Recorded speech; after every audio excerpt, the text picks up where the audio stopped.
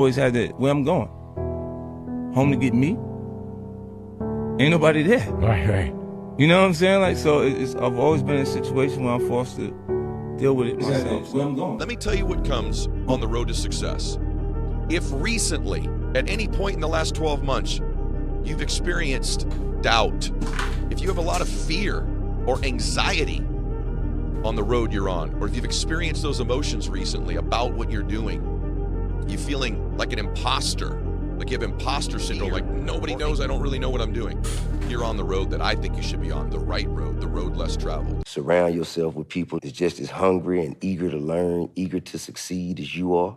And don't let nobody talk you out of your vision because they can't see it. I think that's the biggest mistake I ever made because, you know, we all have visions. Each and every last one of us. Every human being on earth has a purpose and has a vision or something that they can contribute. It comes to us first by way of a vision. Something that you see in your mind, an idea that you have. Nobody else had it. It's yours. And the first thing we usually do is go to our peers and go to the people around us and tell them of our vision. And because they don't have the same vision or they don't believe that they could achieve, properly execute this vision. First thing they say, no, man, you can't do that. What you won't do that for, man? Ain't nobody did. And the first thing we do is like, damn, that might be a dumb idea. Let me just.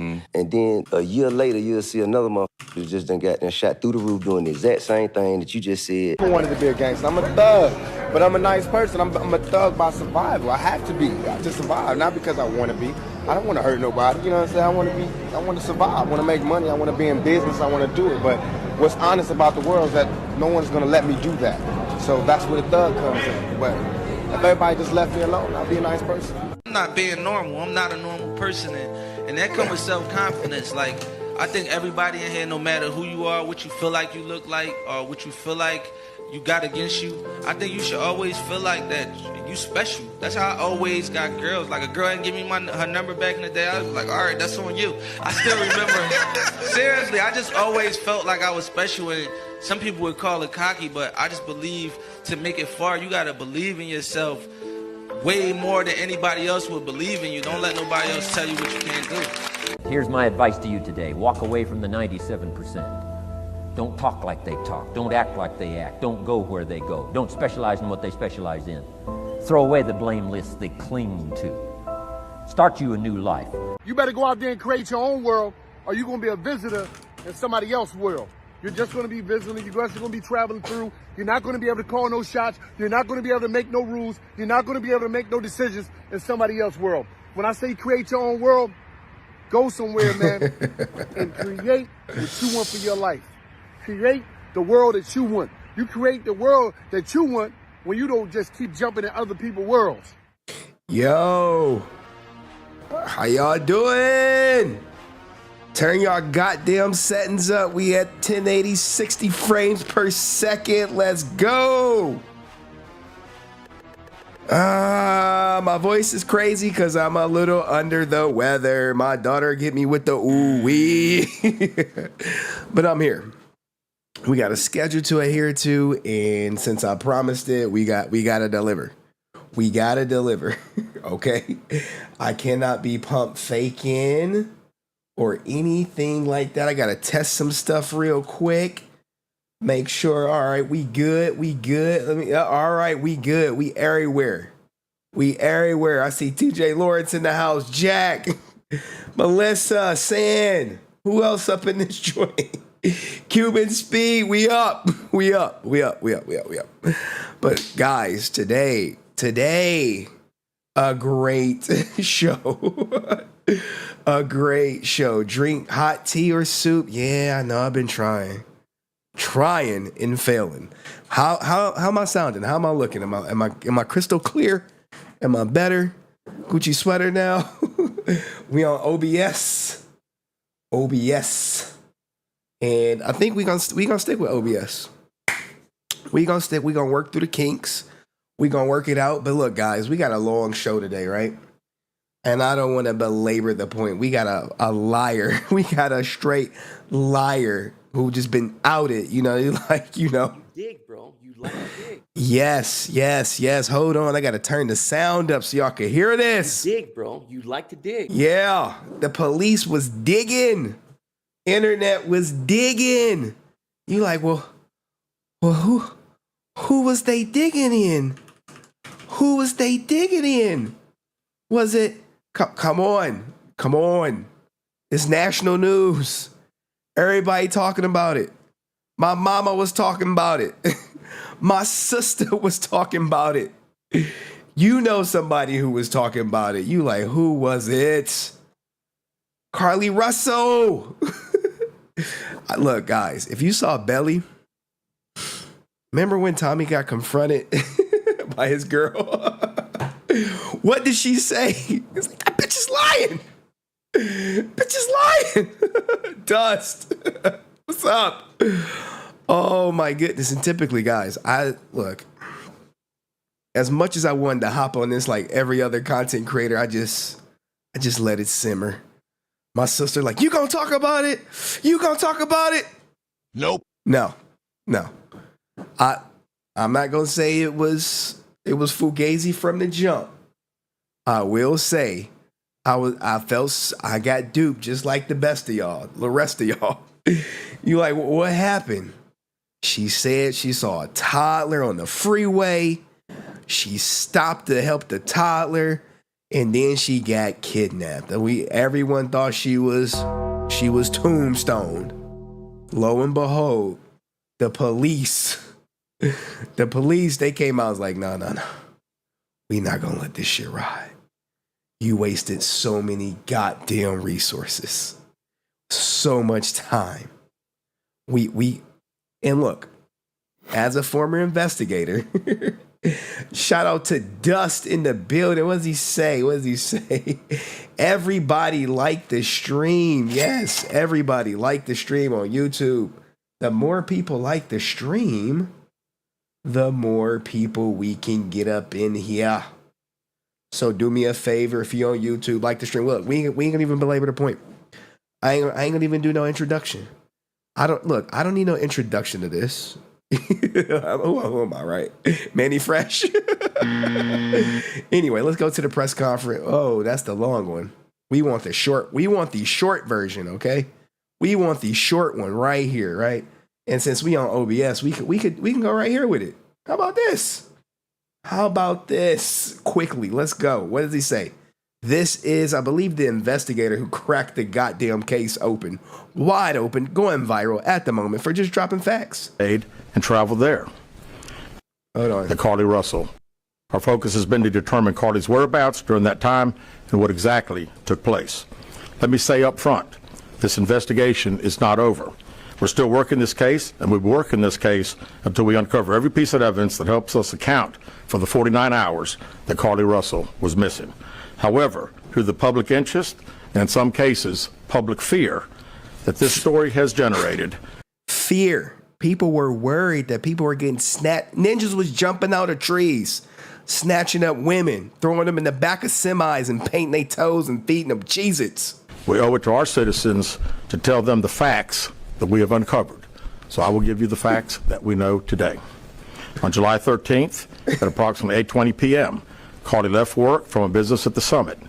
Surveillance video from her place of employment shows Carlee concealed a dark-colored bathrobe, a roll of toilet paper, and other items belonging to the business prior to her departure. All right, she's stealing from her job. Now, look, I've had jobs where people were stealing-ish. A friend of mine used to steal company toilet paper like it was nobody's business because it was cheap. It was free. You know how much money he saved? He eventually got fired, but hey, she was stealing it because she was planning her getaway. She ordered food from Taziki's at the Colonnade and traveled there. She then traveled to Target on 280, where she purchased some granola bars and Cheez-Its. Cheez-Its! Look, follow these details. These shits will come back, I promise you. From there, she remained in the parking lot at that shopping center until 9:21 p.m., when she drove to I-459. Carlee communicated on her cell phone with individuals known to her while on her path of travel, up to the point of calling 911 at 9:34 p.m. Phone records will get you every time, guys. Every time. Don't think you're about to do anything and that phone ain't gonna rat your ass out. And at this time, we will play the 911 call in its entirety. Let me see if I can turn this all the way up.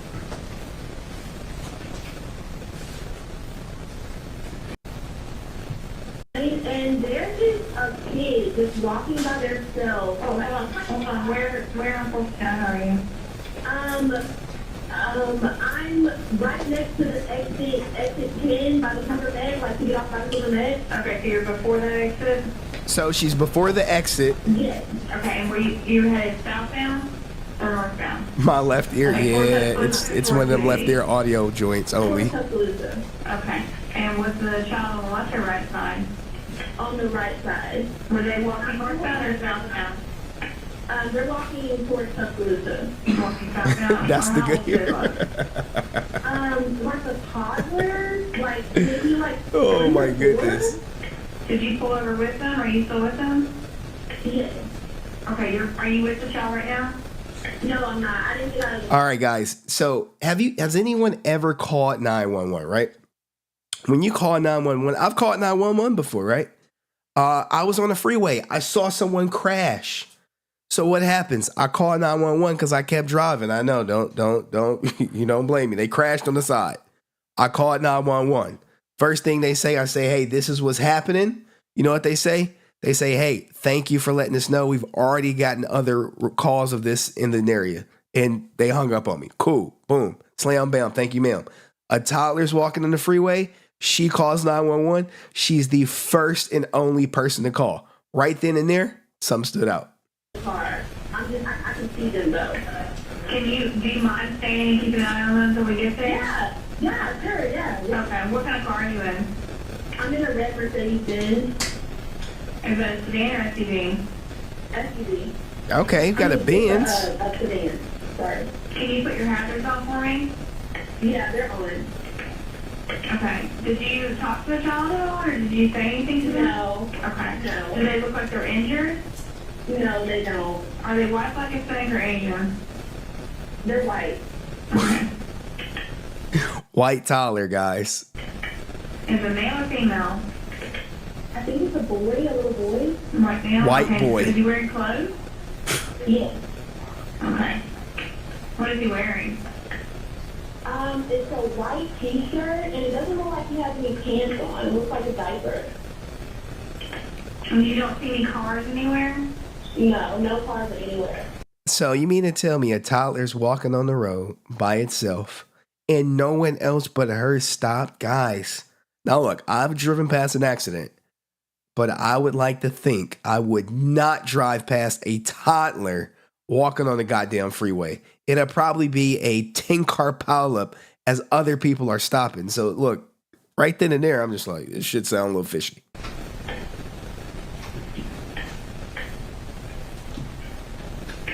Okay. All right. What's your name? My name is Carlee Russell. And you don't see any injuries on the child from where you're at, correct? No. But I can't really see them that good. Okay. Try to keep an eye on them for the best you can, because I don't want you to lose track of them. Okay.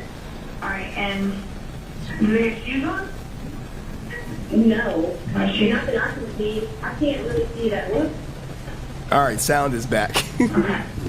All right. I've got them on the way, okay? Just try to keep an eye on them, but officers are on the way, okay? Okay, thanks. Thank you. All right. She make the call. She report the kid. They dispatch officers just like anyone else would.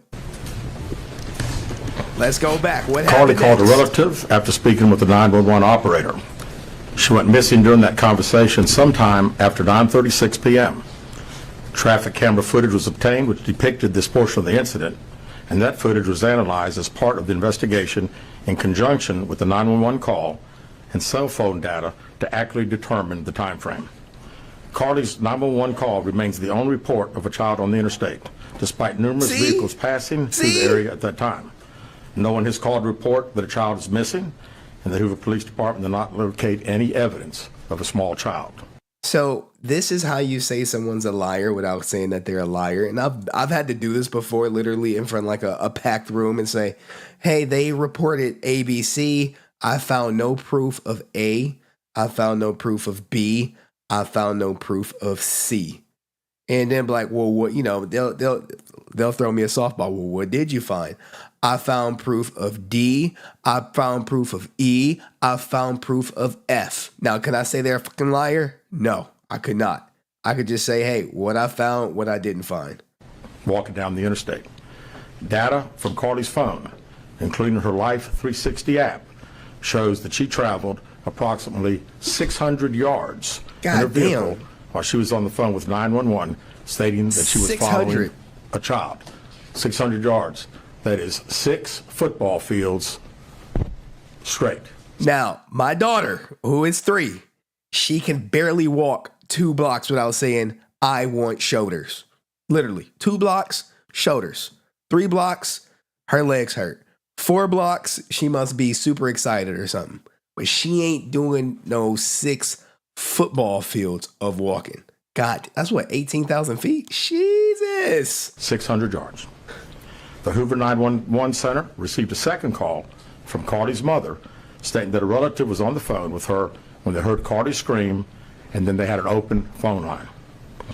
Hoover police officers arrived on the scene within 5 minutes of being dispatched, and several other officers arrived shortly. Time. They located Carlee's wig and cell phone in the grass near the vehicle. Her purse was located in the front seat of her vehicle with her Apple Watch in the purse. So she ditched her phone, she ditched her Apple Watch, and she ditched her wig. Food she ordered for Tzatziki's was also in the car. The items she purchased from Target, as well as the items taken from her place of employment, were not in the vehicle, nor were they located anywhere around the scene. So, no Cheez-Its, no toilet papers, no robe, okay? So, follow this. Hoover police deployed all available assets from the point in the search for Carlee. Additional resources were called in to include our own drone unit, crime scene investigators. Numerous detectives responded to the scene. Throughout the day Friday, officers from surrounded local and federal agencies assisted Hoover police in the search for Carlee Russell. Officers returned to the scene on 459 to conduct a thorough line search for evidence. K-9 teams from the Jefferson County Sheriff's Department responded to check for any sign of Carlee. What he's doing, guys, is laying the foundation that, hey, we looked for this lady. We spared no expense in trying to find her. The child that she claimed to see, and anything else that could be considered evidence in this case. Those searches all turned up empty. Private citizens, including search parties organized by her family, friends, began looking everywhere that they could to find any trace. These searches took place throughout the day Friday and again on Saturday, yielding nothing. God damn. Can you imagine you as her parent or her friend, like, oh shit, my girl done got or her boyfriend? Because we're going to get to the boyfriend who got kidnapped, and you out there looking for her ass, and then 49 hours later, they like, she was lying. You say what? She was lying. What? So, excuse me, say what? She was lying. Now look, and also Kevin Hart, he broke the case. He called it. 10:44 p.m. on July 15th, the Hoover 911 Center receives a call from Carlee's residence stating that she returned home on foot. In subsequent investigations, detectives obtained surveillance footage of Carlee walking down the sidewalk alone prior to arrival at her residence. She was conscious and speaking with paramedics when she was transported to UAB. Detectives were able to obtain a brief statement from her prior to being treated and released. During the stay. Now, this is the important part, right? Everyone was like, well, what did she say happened? Who kidnapped her? What's going on? Is she okay? They got a statement from her, which is great. Let's hear what she said, guys. Statement. She told detectives that while traveling down the interstate, she saw a baby walking down the side of the road and called 911. She stated when she got out of her vehicle to check on the child, a man came out of the trees and mumbled that he was checking on the baby. She claimed that the man then picked her up. The man was not Tarzan. I know what you guys are thinking. Man come out the trees mumbling Tarzan. It was not him, okay? And she screamed. She stated he then made her go over a fence. She claims he then forced her into a car, and the next thing she remembers is being in the trailer of an 18-wheeler. She stated that the male was with a female. However, she never saw the female, only hearing her voice. She also told detectives she could hear a baby crying. Detectives, the male had orange hair with a big bald spot on the back. She said she was able to escape the 18-wheeler and fled. Now, we do have a picture of the suspect in question, and it's going pretty viral right now. You may have seen this person. He is known for kidnapping kids, but here he goes. Right, I don't bald spot, orange hair. I could be wrong. We have to wait until they release the sketch from the police department, showing exactly. But I see the orange hair right here, bald spot, orange hair on the back. It could be him. I'm not sure if he has any affiliations with McDonald's or anything like that. But there's also another suspect at large. They say it could be Sideshow Bob. I'm not sure, but Sideshow does have a little bit more hair than Pennywise, so we probably think it's going to be Pennywise. But yes, never trust a clown.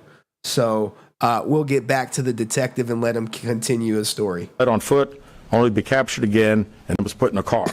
She claims she was then blindfolded, but was not tied up because the captor said they did not want to leave impressions on her wrists. Now, guys, when someone is giving you so many details, you got to question some things, right?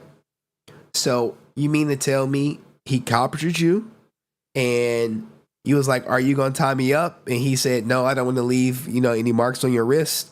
How did that piece of information come about? You hammered that shit home. So did he volunteer it? Did you ask him? Who initiated the conversation? Stuff like that. I'm just telling you, as an investigator, I mean, that's kind of what you want to do, right? Kind of, sort of. She said that they took her into a house and made her get undressed. She believes they took pictures of her, but she does not remember them having any physical or sexual contact. She stated the next day she woke up and was fed cheese crackers by the female. Cheese crackers. She said the woman also played with her hair, but could not remember anything else. At some point, she was put back in a vehicle she claims was able to escape while it was in the West Hoover area. She told detectives she ran through lots of woods until she came out near her residence. Lots of woods?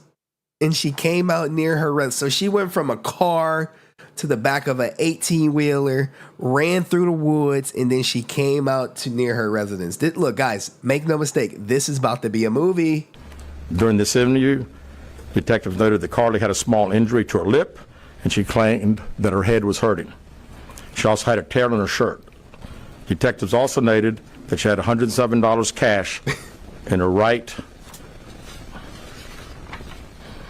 sock. Whoa. So they didn't pat her down and take her cash? Like, bro, what are they doing? I see the super tight just. I'm going to get to it. Out of respect for Carlee and her family, detectives did not press for additional information in this interview and made plans to speak with her in detail after giving her time to rest. Detectives continue analyzing data. Bruh, I would have been pressing her ass hard as shit. Like, wait. You just walked home with this heroic story after escaping Pennywise's clutches. We need to get more information. From Carlee's cell phone that was left behind at the scene. We enlisted the help of the United States Secret Service in conducting this analysis. Part of what data included several internet searches in the days leading up to their disappearance that I think are very relevant to this case. Get a load of this. On July 11th at 7:30 a.m., the term, "Do you have to pay for an Amber Alert?" was searched. Bruh. What? Oh my goodness! This is like how to get away with murder and then committing the murder. On July 13th at 1:03 a.m., the day of her disappearance, the term, "How to take money from a register without being caught," was searched.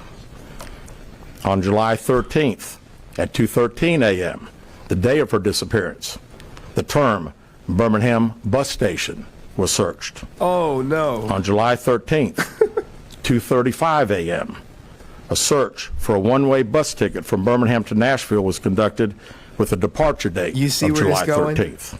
You see where it's going? On July 13th at 12:10 p.m., a search for the movie Taken, a film about abduction, was conducted. shit.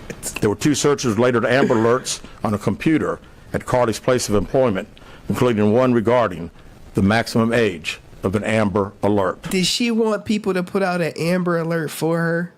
Oh my god. I'll explain Amber Alerts. There were other searches on Carlee's phone that appeared to shed some light on her mindset, but out of respect for her privacy, we will not be releasing the content of those searches at this time. Mindset equals self-deletion. We've asked to interview Carlee a second time, but have not been granted that request. As you can see, there are many questions left to be answered, but only Carlee can provide those answers. What we can say is that we've been unable to verify most of Carlee's initial statement made to investigators, and we have no reason to believe that there is a threat to the public safety related to this particular case. All right, everyone is safe. Thank you, thank you. What do y'all think of that story? World's dumbest criminal? Maybe, perhaps. I don't know.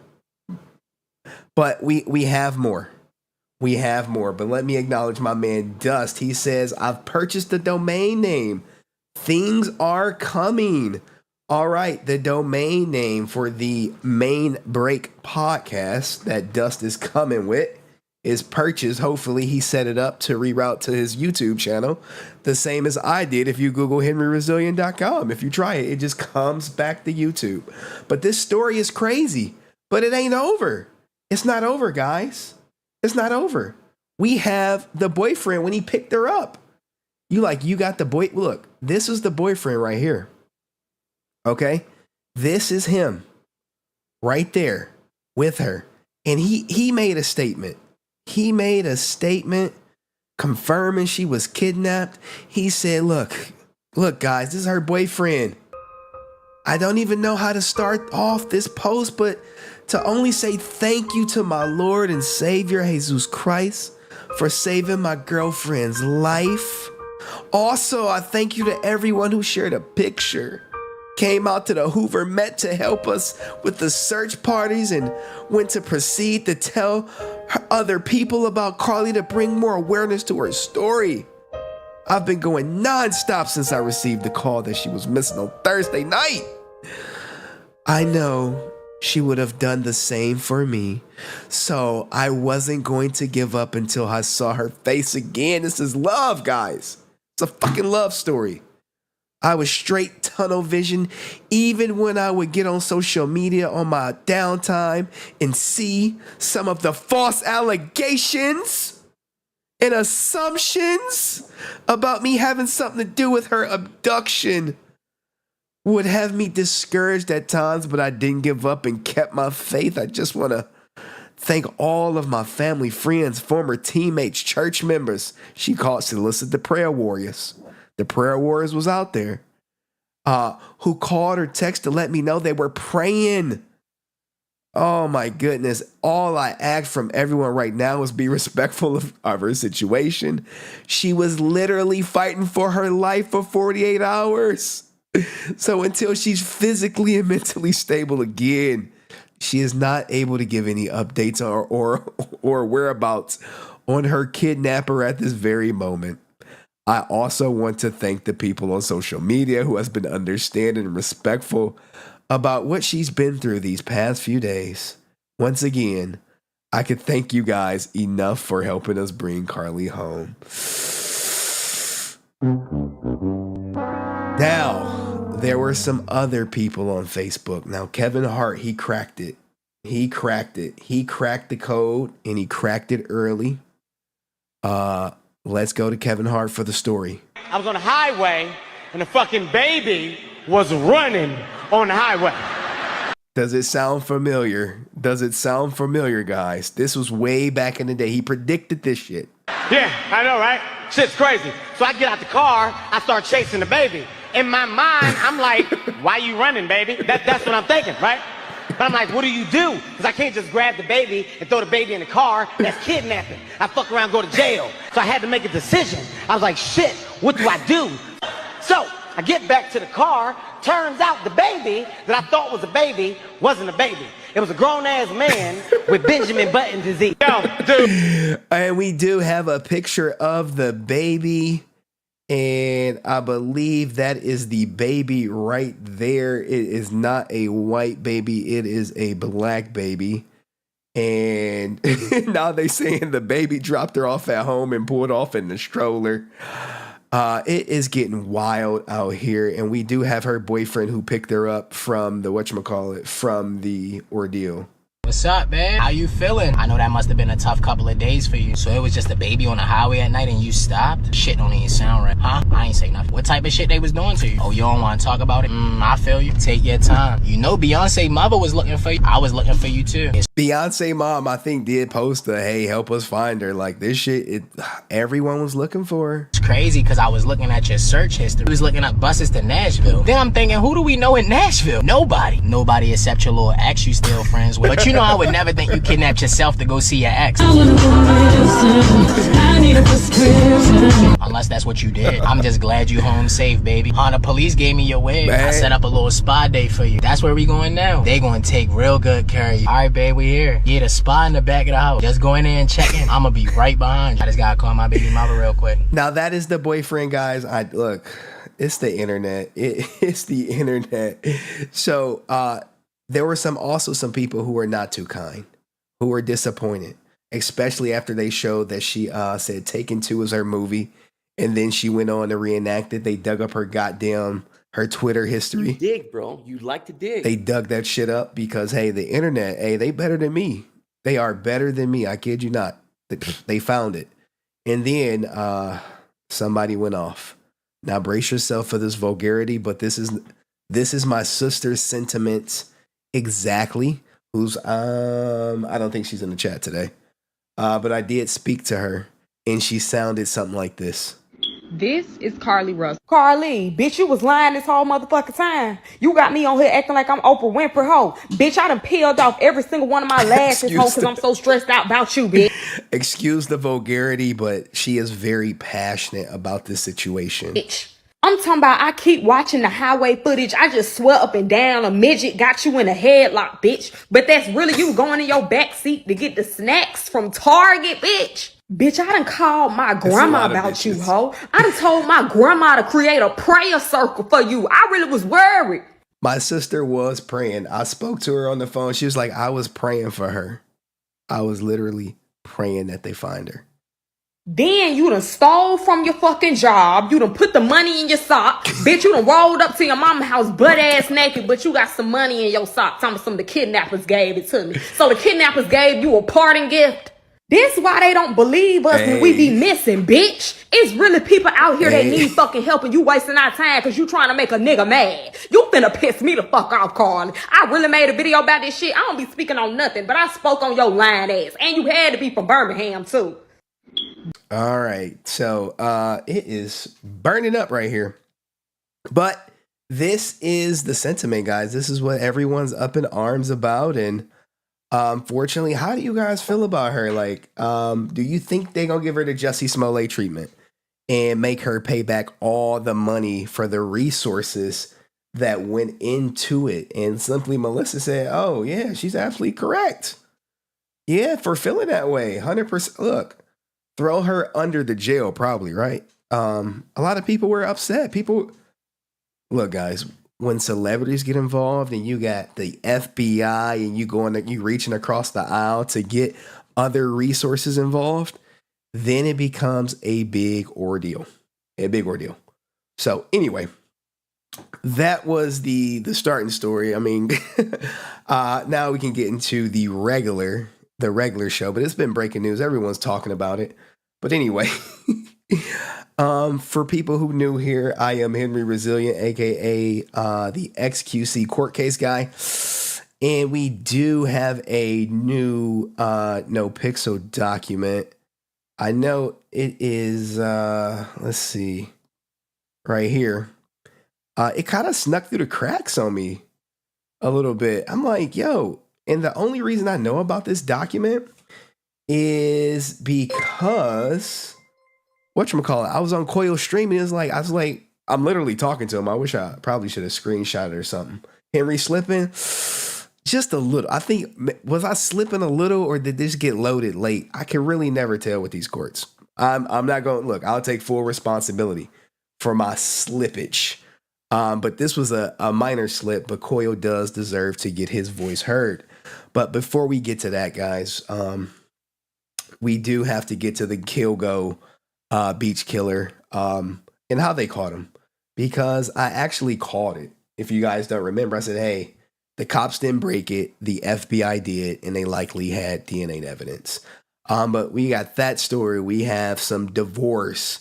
We also have a Tupac story that Dust was kind enough to bring to my attention.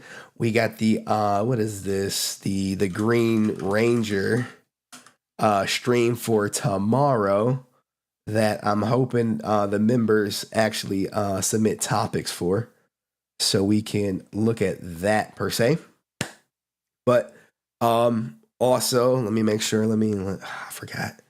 I gotta put my notes over here because I'm using OBS now, so it just shares everything. All right, we covered that, and we got to talk about Amouranth. Oh shit, you know what? I can't even search Amouranth because. Give me a second. I think you guys know her. Let me make sure this is safe. All right. Everyone knows Amouranth, and if you don't know, she's probably the most popular and most business savvy person on Twitch. And someone said,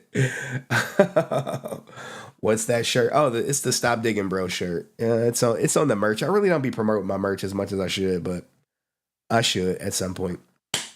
So anyway, without further ado, we're gonna start at Gilgo. We're gonna go Gilgo, Amouranth, Nopixel. I know some people here from Twitch. Let me see how many people we got on Twitch. Oh yeah, we got some people here. They here for the goddamn Nopixel. They like, hey, we not here to see you play Diablo. We not here. They ain't even here to see if XQC married because the news been slow for XQC. But we could talk about that soon. The thing is, I'm on vacation next week for a couple days, so we will get that XQC and Adept, all their court documents that I was able to commandeer. I'll do a stream on Twitch and let y'all have at it. Maybe I'll just make them just all available for everyone to see, not like a paywall or anything like that. All right, Gilgo. I know a lot of people, there's been a lot of interest in them, but let's start something small. Let's start with something small first. Let's go Tupac. And guys, this OBS is a game changer. I'm not lying. OBS is a game changer. So what happened? Tupac. Let me move myself like right here. How about that? Tupac Shakur Vegas search warrant tied to the uncle of rumored killer. Okay, and this just happened, and Dust has some interest in this because hey, we all want to see this solved, but it probably will not get solved. That's just the nature of the beast, and it's a little late in the game. We've learned Clemens did not own the Compton home where Tupac murder weapon was found in 98. So back in 98, they found the doggone murder weapon and nothing else since then. Not a clue, not an ounce of any shroud of evidence. So also KNTV got video of SWAT officers swooping in the neighborhood Monday night to execute the search warrant of the Clemens Henderson home, the home the cop raided in Vegas this week in connection to the unsolved Tupac murder. Belongs to the wife of a guy who says he was in the car with a man who shot and killed the late rapper. Now, TMZ has confirmed the address where Vegas Metro executed a search warrant Monday night is owned by a woman named Paula Clemens, who's married to Keefe D. Now, if you go through this Keefe D interview on Vlad TV, you might find out some new stuff. But what happened was, if my history serves me correct, is Tupac jumped somebody the night of his death. And it's rumored that the person he jumped came back and tombstoned his ass. And I believe Keefe D have some connection, but it is what it is. Folks familiar with Tupac lore know exactly who Keefe D is. He's a former Crip, and for years now, he's been doing interviews claiming to be the uncle of Orlando Anderson, who's been suspected of, at least on the streets, to have been the shooter. Orlando and his crew, including Keefe, were in Vegas that night. And there you go. And Orlando was actually jumped by Tupac and Suge Knight and the other Death Row affiliates at the MGM Grand. That footage is out there. It's everywhere. In an altercation that was caught on surveillance video. And many thought Orlando might have orchestrated a revenge shooting after the Mike Tyson fight. Orlando himself had denied any involvement before he was killed in the shootout himself. So, you know, street justice out there. And he kind of looked like Tupac. Sometimes the streets will take care of your ass. That's just the way it is. So let's just say he is the killer, but there's no proof other than, you know, hearsay in the streets. So at that point, right? I mean, what do we do? What do we do with hearsay and the supposed gunman already gone? As for Paula, she owned the home in Compton. What's interesting, in 1998, the sheriff department recovered a gun in the backyard of a Compton home. A home the sheriff's department said belonged to the girlfriend of the Crip who was in Vegas the night of the murder. Gosh, man. I believe that's the Benz, right? That's the Benz he got shot up in. Nothing really is going to come of this, man. I was explaining the dust. It's a cold case. It's a cold case. If you ain't caught him by now, this ain't the Gilgo. Whatchamacallit. So that's that. We also got one more story in doom and gloom and saying relationships are dead. We do have a dead marriage. I know. It seems like every day someone's getting divorced. You know, they just not happy. Whoa. Wrong button. Wrong button. And you guys may know Joe Magniello files for divorce. What the fuck? From Sofia Vergara. I can't be having that pop up. What the fuck? What the fuck? Why are they spamming me? All right, so she filed for divorce, and he filed for divorce, and there's a prenup in place, right? But here's the thing: the prenup protects her. It protects her. She worth about 3 to 4 times as much as Joe. So, he's filed for divorce from Sofia Vergara. TMZ always breaking the story. And he got a goddamn super lawyer, Laura Wesser, who filed the docs late Wednesday, citing the usual irreconcilable differences. Now, look, she look good, right? Come on. I know some of you guys would, you know what I'm saying? It's Sofia Vergara. Docs reveal there's a prenup and they will each keep the assets they accumulated during their 7-year marriage, which is great.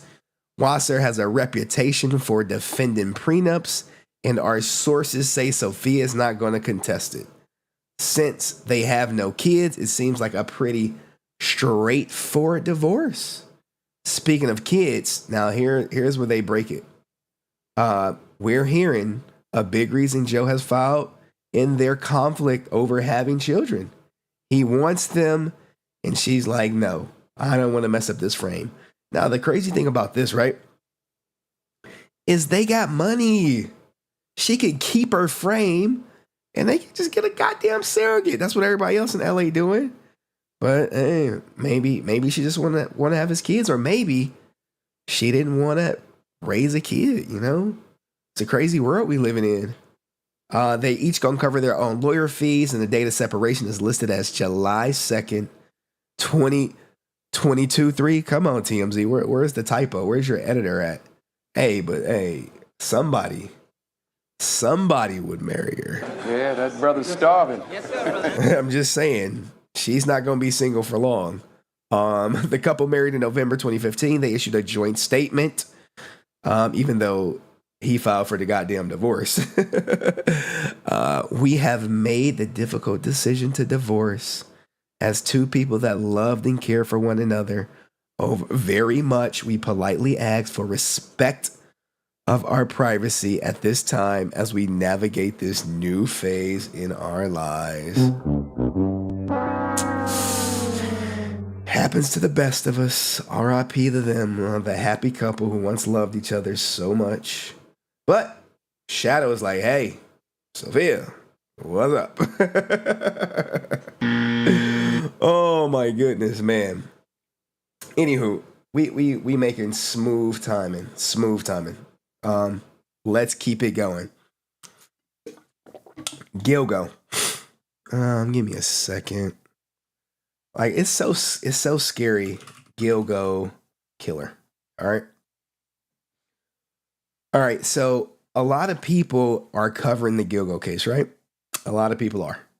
And what happens sometimes is information gets lost in translation because probably every minute a new Gilgo Beach video is being cut. They're talking about it. They're examining it. They're doing this. They're doing that. So what happens ultimately is how he got caught gets lost. It's lost. Hey, how did he catch him? Well, we know DNA. Is that it? Is that all they did? No, it's not all they did. So let's go to the video of the FBI cracking the case. Give me a second. And let's check it out. Two new details on the architect and dad accused of being a serial killer on Long Island. We're learning how police tracked him down after more than a decade. Aaron Katersky is in Massapequa, New York with the latest. Good morning, Aaron. Michael, good morning to you. Police are still here at the house. Overnight, they searched a storage unit nearby. They're looking for clues to solidify the case and see if they can tie the suspect to other victims. Now, we know it's 10 bodies that were found, right? So they're looking for any and everything to nail this guy on more bodies. Hey, we know he's a killer. We need to put every missing person on him, or at least try. This morning, the suburban dad accused of being a serial killer is locked up, charged with murdering 3 women he allegedly solicited for sex more than a decade ago. It was very important to get this person off the streets. 59-year-old Rex Heuermann pleading not guilty after he was charged with killing Melissa Bartholomew, Megan Waterman, and Amber Costello, and so they got him on 3. Suspected of killing Maureen Brainerd Barnes. Their bodies found wrapped in burlap in December 2010 along Gilgo Beach. Detectives spent the weekend pulling evidence from his home, including trash bags and a filing cabinet and weapons seen in this DailyMail.com photo. Prosecutors say Heuermann had 92 gun permits. They also say he was living a double life. He had a series of burner phones, fictitious email accounts, and, he definitely bifurcated his life as to, what he did behind closed doors and what the public saw. So he fits the classic MO, guys. If you ever watched any serial killer documentary or anything like that, they're always hiding in plain sight. They have the double lives. You would never suspect them whatsoever. The public saw a father of 2, an architect who commuted into New York City. I'm an architectural consultant. I'm a troubleshooter. Born and raised on Long Island. Heuermann appearing in this YouTube video a year ago, around the time investigators began to suspect he could be the killer, saying they zeroed in on him using DNA technology, his car, and cell phone data. Did you hear that?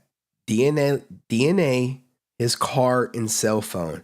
And I believe this interview was a plant. I've seen it in another video, I believe. Raised on Long Island. Heuermann appearing in this YouTube video a year ago, around the time investigators began to suspect he could be the killer, saying they zeroed in on him using DNA technology, his car, and cell phone data. Authorities say cell phone records narrowed the area where the suspect could be. Detectives then looked to see who in that area owned a distinctive vehicle allegedly tied to one of the murders, a Chevrolet Avalanche, reducing the pool of possible suspects from thousands to dozens.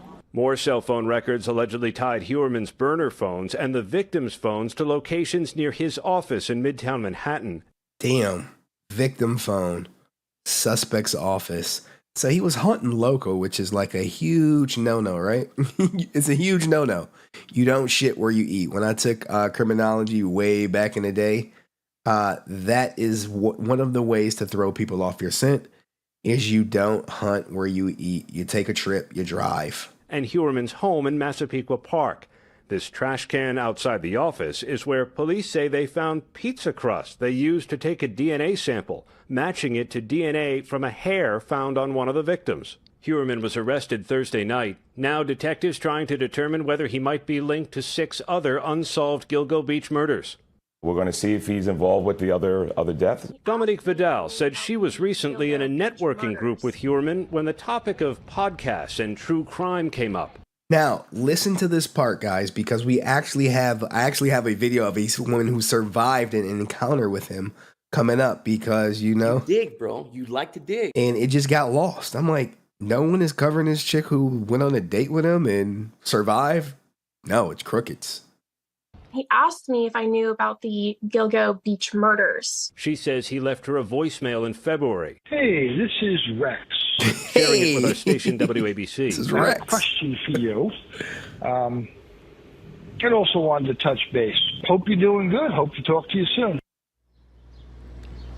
Police are also interested whether there may be victims beyond Gilgo Beach. An NYPD official told ABC News detectives are now checking to see whether they can tie Heuermann to unsolved murders or missing persons cases in New York City. And George, his DNA has now been entered into a database for police to check throughout the state.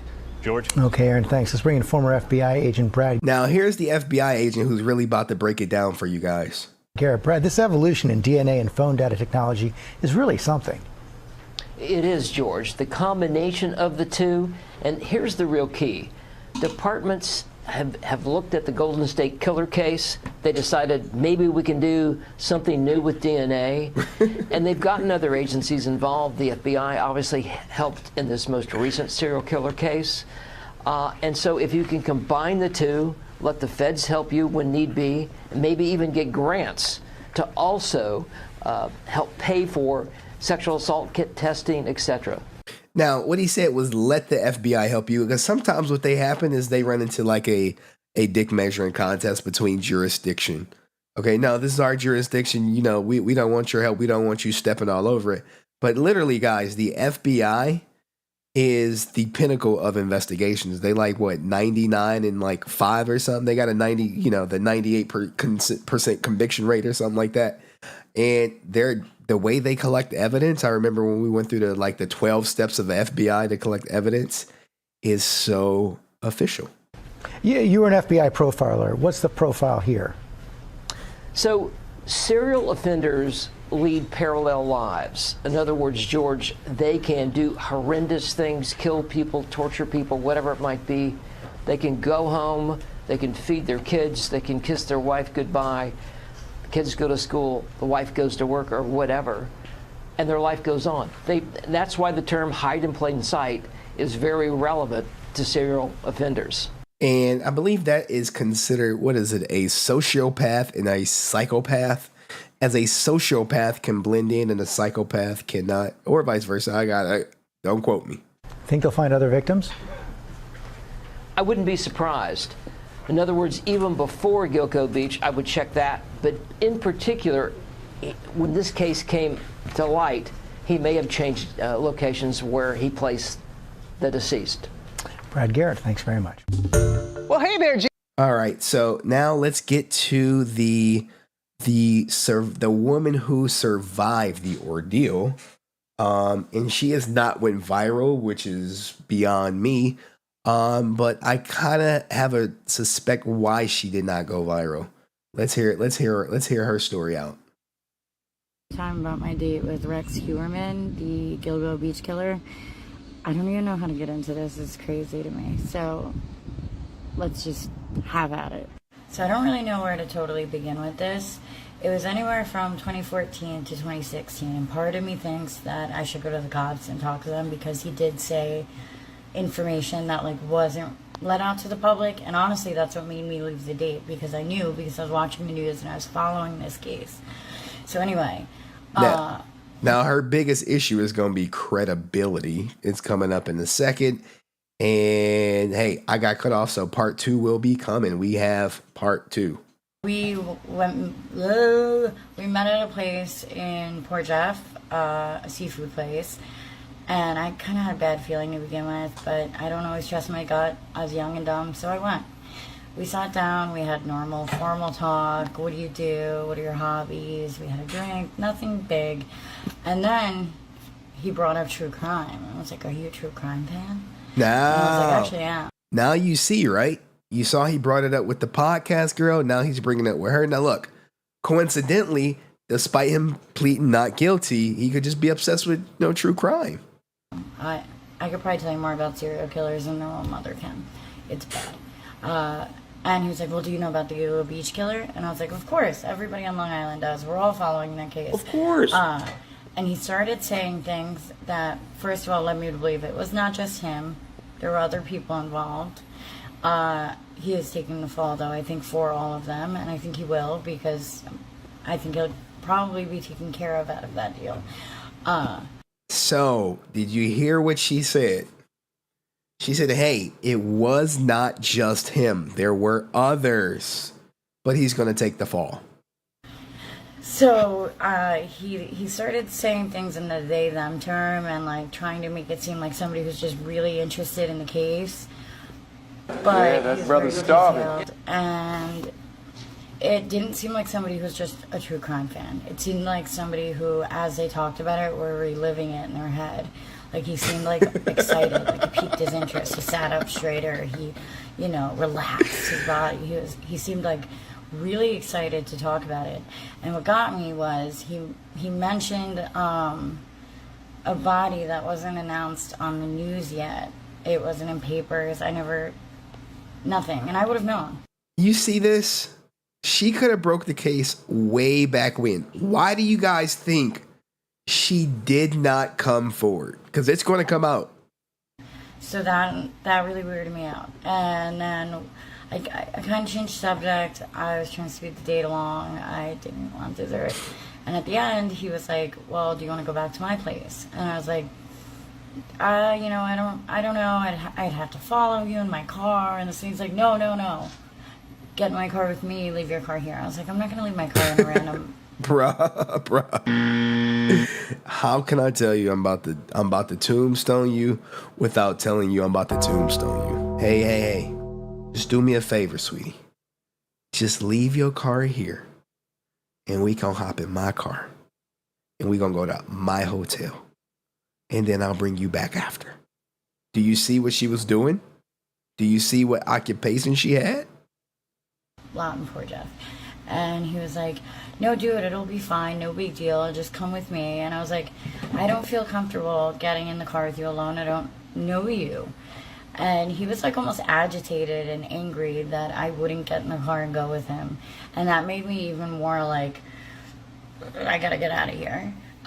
So I ended up leaving. Thank God. I trusted my gut. I left after that check came. And I never spoke to the man again. Hey, so y'all asked for my story time? All right, so we really can't validate if this is true or not per se, but I believe TMZ, and we'll go to part 2. Give me a second, I gotta look something up on a different screen because if I whatchamacallit, give me a second. TMZ picked it up. Jesus. All right, here we go. So this is her story right here. She was an escort, and they basically recap it. They show a better picture of her. Because she survived being on a date with this alleged monster.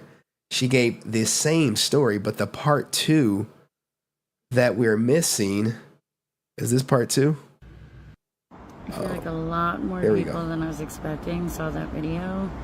And then I need to explain my questionable life choices when I was young, and I'm not yet prepared to do so.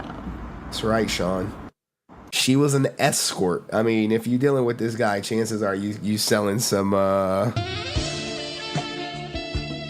This is the junior college, before the junior college, but maybe the streets are safer with him behind bars. Who knows? I'm sure more details will come out. But what do you guys think? Do you find her credible? Was she telling the truth? Is she lucky or lying? I mean, because that's what it is, right? You're either telling the truth or you're clout chasing. And I per se don't think she's clout chasing. But hey, she was selling it back in the day. She was selling milkshakes and neck sandwiches. That's what they call them, neck sandwiches. The truckers be like, hey, so y'all, you want a neck sandwich? Now look, you wanna mess yourself up? Google neck sandwich. Google neck sandwich, and you will be crazy. All right, let's keep it going. Oh snap! I think we are close to the main event. Let me make sure I covered everything. Oh shit! No, we not. I forgot to cover Amouranth. God damn. All right, give me a second. Yo, guys, all my streamers, learn OBS. Learn it. Learn OBS. Give me a second. I gotta go into to the archives of things. Do y'all know who Amouranth is? Does everyone know Amouranth? Give me a second. I might be spoiling some things because y'all are seeing what I have coming up for the Ranger stream. If you zoom in, you can see it. All right. I just want to make sure everything is where it need to be. All right, give me a second. That's that. Where's the Amouranth right there? Sorry, y'all. This is what happens when you don't prepare. You're like, Henry, when are you ever going to be prepared? At some point, I will prepare. Okay, I promise. At some point, I will prepare. Amouranth and short. Someone said your daughter know who she is? Holy shit. Holy shit. Hopefully your daughter does not I don't know. I don't know how people feel about Amouranth. Jesus. There was something I wanted. Hold on, I gotta find it. I couldn't save it. Like, YouTube needs to make it to where you can save shorts. Let me check.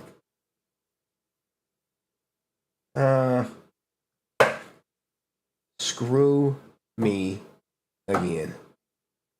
All right, anyway. All right, didn't she fake DA?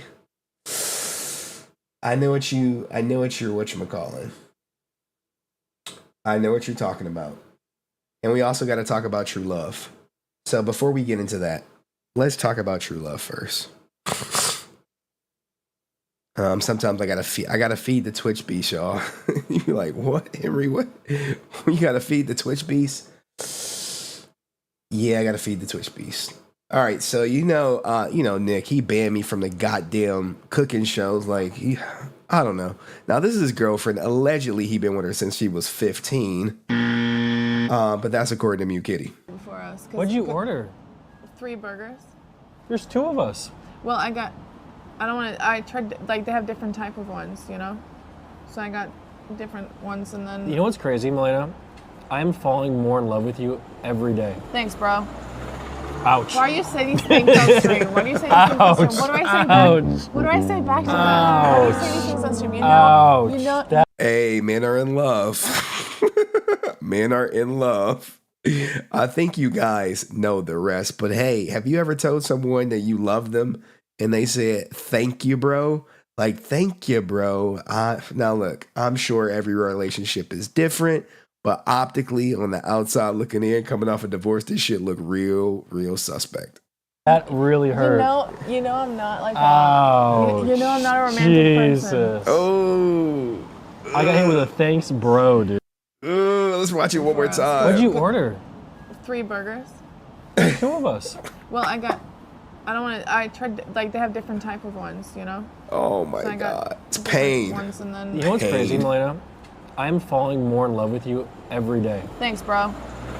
Ouch. Why do you say these things on stream? Why do you say these things on stream? What do I say back? What do I say back to that? Why do you say Firm these things on handshake. stream? Ouch. You know, That really hurt. You know I'm not like Ouch. you know I'm not a romantic I'm not person. romantic. Translation, I don't gotta tell your ass I love you while you on stream. Like, what the fuck? Hey, look, his relationship, his life, his choice, all that good stuff. Wish them all the luck in the world. I hope I get invited to the wedding. Anyway, what do you guys think about that I love you, bro clip? All right.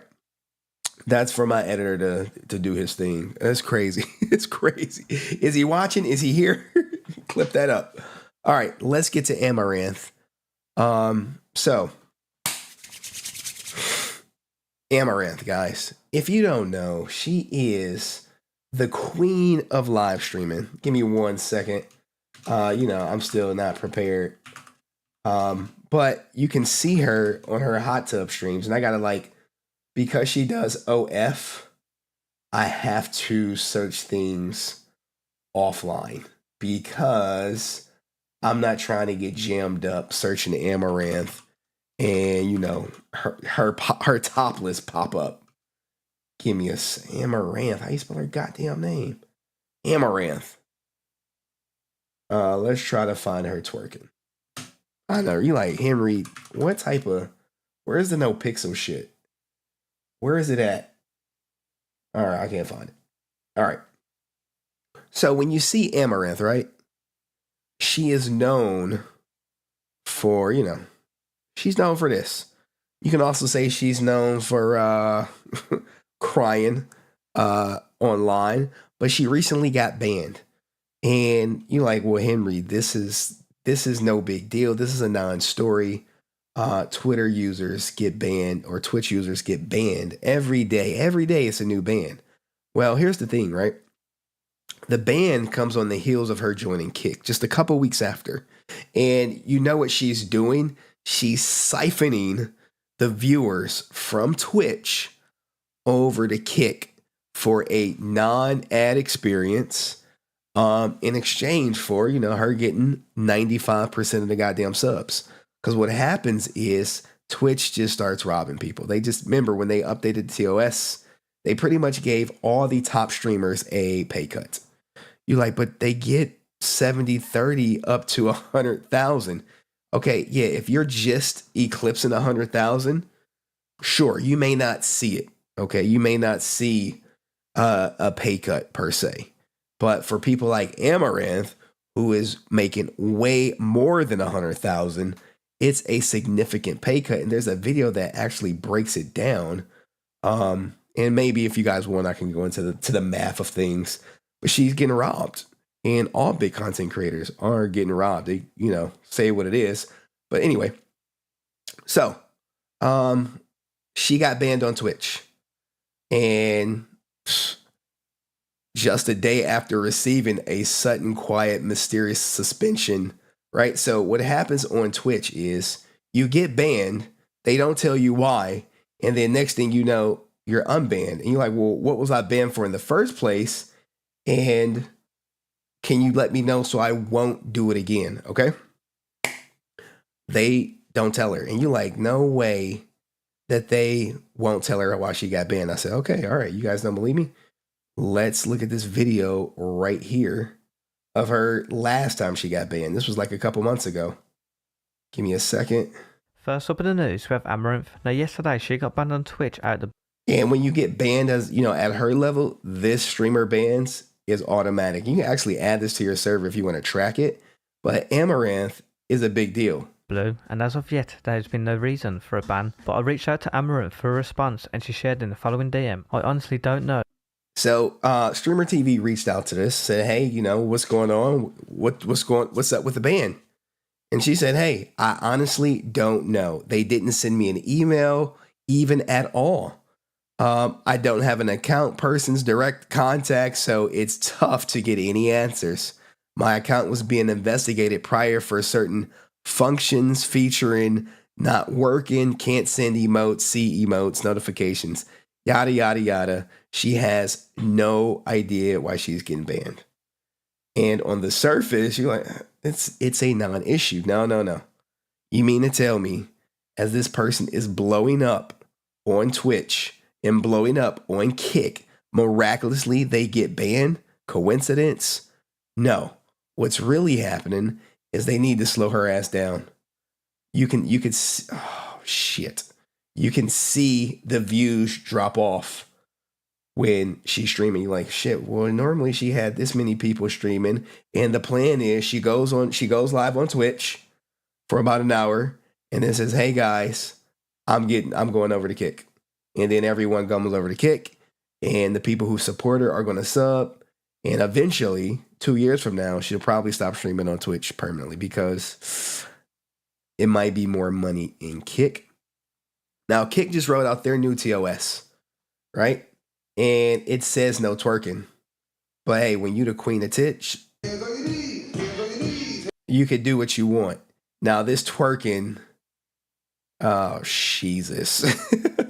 This twerking ain't, this ain't the bee's knees of twerking, guys. I mean, we could probably run it back if you guys really want to see. I mean, you come to where I live, you could probably see some real twerking.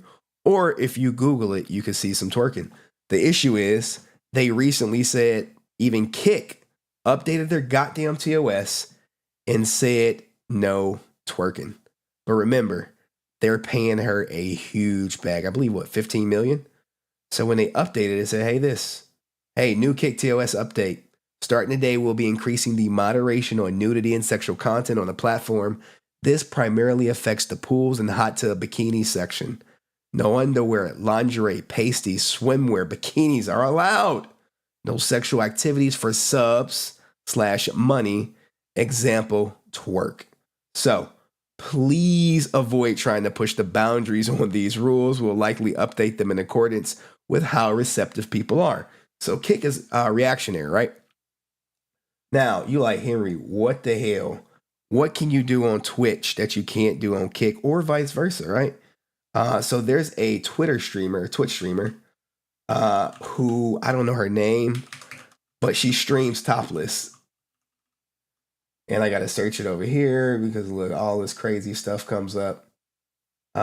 Someone knows her name, right? Twitch streamer wears pasties. And you got to know her name. She wears pasties on Twitch, and then she paints over them. Pasties on Twitch. What's her name? Jesus. And she says, "Is this allowed?" All right, you like, Henry, you tripping. Where is it at? Okay, let's go to the clip. XQC clips. I'll put it up here because it's on YouTube. It's everywhere. I don't even know what the hell's going on with XQC these days. But he did watch it. Give me a second so I could find it. I think I watched it, so it should pop up red. XQC's lost for word. There she go. Right here. Right here. Front page of Twitch. About the digi-threat. You see it? Right here? Front page. Now look, he sees it instantly. I don't know this girl's name, but every morning when I get on Twitch, I'll be like, yo, what the? It catch you off guard. And you like, is she? No, you see the hot tub back here, right there. The hot tub's right there, which is like a cup of goddamn water. She's drawing on herself and she's writing people's name on her arms. And for a couple bucks, you can get her to draw a flower on her chest. Wild, right? Wild. It's body paint. Exactly. Yes. You see it? So I can only imagine what Amouranth get banned for on Twitch when you got this woman who's practically naked or topless doing body paint for money. And of course, they're all asking her to jump up and down. They're like, hey, jump up and down. Jump up and down. Yeah, that brother's starving. Jump up and down. Can you jump up and down for us? And she's just like, no, she can't jump. She just, she just do one of these shits, like, and them shits bounce or whatever. This is the theme. It's a conspiracy theory. It's a conspiracy theory, but anyway, I'll probably cut a proper video on Amouranth. I wasn't prepared, so I don't even got nothing from my goddamn editor to bust down. But anyway, we're nearing the main event. For the people here for Nopixel, you like, Henry, you said you were slipping. Let me make sure I went through all the things I had. Yes, we did. I want to thank Dust for sponsoring tonight's stream, even though I don't got like a banner up yet per se. It's gonna come. It'll come. So, people who donate get acknowledged. I saw we did have a couple people join on Twitch. Yeah. This is true, Tyler. This is true. I have great sounds in my show. Thank you. The soundboard is not complete and my voice is trash. So, but I do want to say all my day ones, all my Ranger people.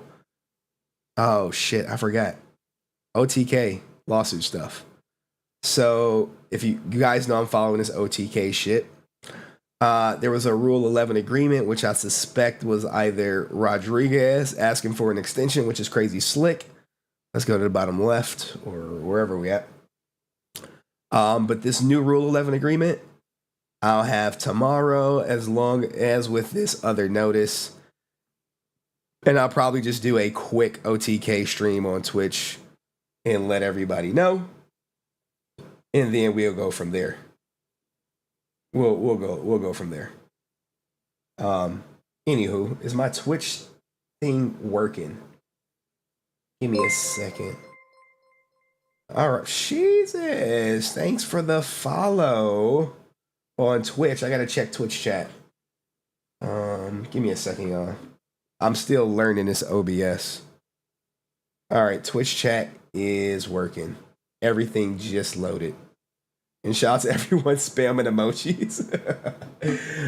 Yes, on YouTube, if you spam emojis, they come on top of the screen. So every time I open Twitch, I got nervous about what I can find. Yeah, you know how it works. Anyway, let's go to the Nopixel lawsuit and everything I missed.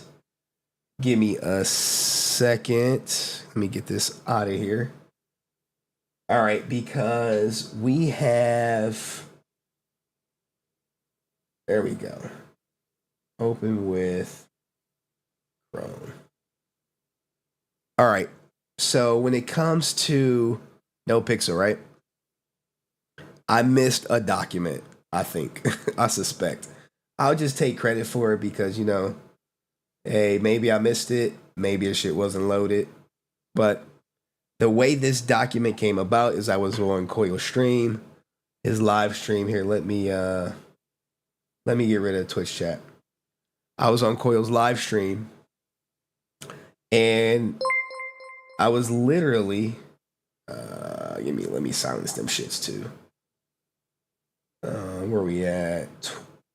Shit. All right. So I was on Coil's live stream and he said, hey, they brought up the fact that the motion to dismiss was moot. And he said, hey, well, which motion? I don't know what I could talk about or what I can't talk about. And I'm like, it had me go back through the court docs. And when I did, I was like, oh, snap. There was something that I missed. And it was in response to this document right here, where remember they said, hey, they waved the white flag or whatever. and they agreed that Tove said, hey, we have ownership. This is plaintiff, that one video. Give me a second. Let me do my thing. One more. Yeah, this screen is massive. Okay, Tove came forward. Agreement Tove will be entitled to receive all compensation. Specifically, Tracy Design. We know that. Here we go. This was the thing right here. During the parties' meeting, the conference call, defendants' counsel claimed that Tove's first cause of action for declaratory relief should be dismissed for a lack of pending controversy because defendants purportedly did not and were not planning to dispute that Tove claimed to joint ownership of the Nopixel server. Okay, and I said, wow. In other words, there was no need for Tove to seek declaratory relief because the defendants were waving the white flag and acknowledging that Tove's joint ownership of the Nopixel server. So when I read that, and then we fast forward, we saw the amended complaint basically reiterating this, and then we jumped straight to the motion being mute. All right. And when I was on Coil Stream, I was like, that's odd. I didn't see another thing. And then when I went back and checked, they did do a reply to the for the motion to oppose the dismissal. And this was Coil's reply. Okay, let's go through it. This is the brand new court document. The question to the court to decide in the ruling on this motion is whether the plaintiff, which is Tove, has pled the facts in the complaint sufficient to show an actual controversy between the plaintiff. Goddamn, my voice. Sorry, guys. Give me a second. I got some water.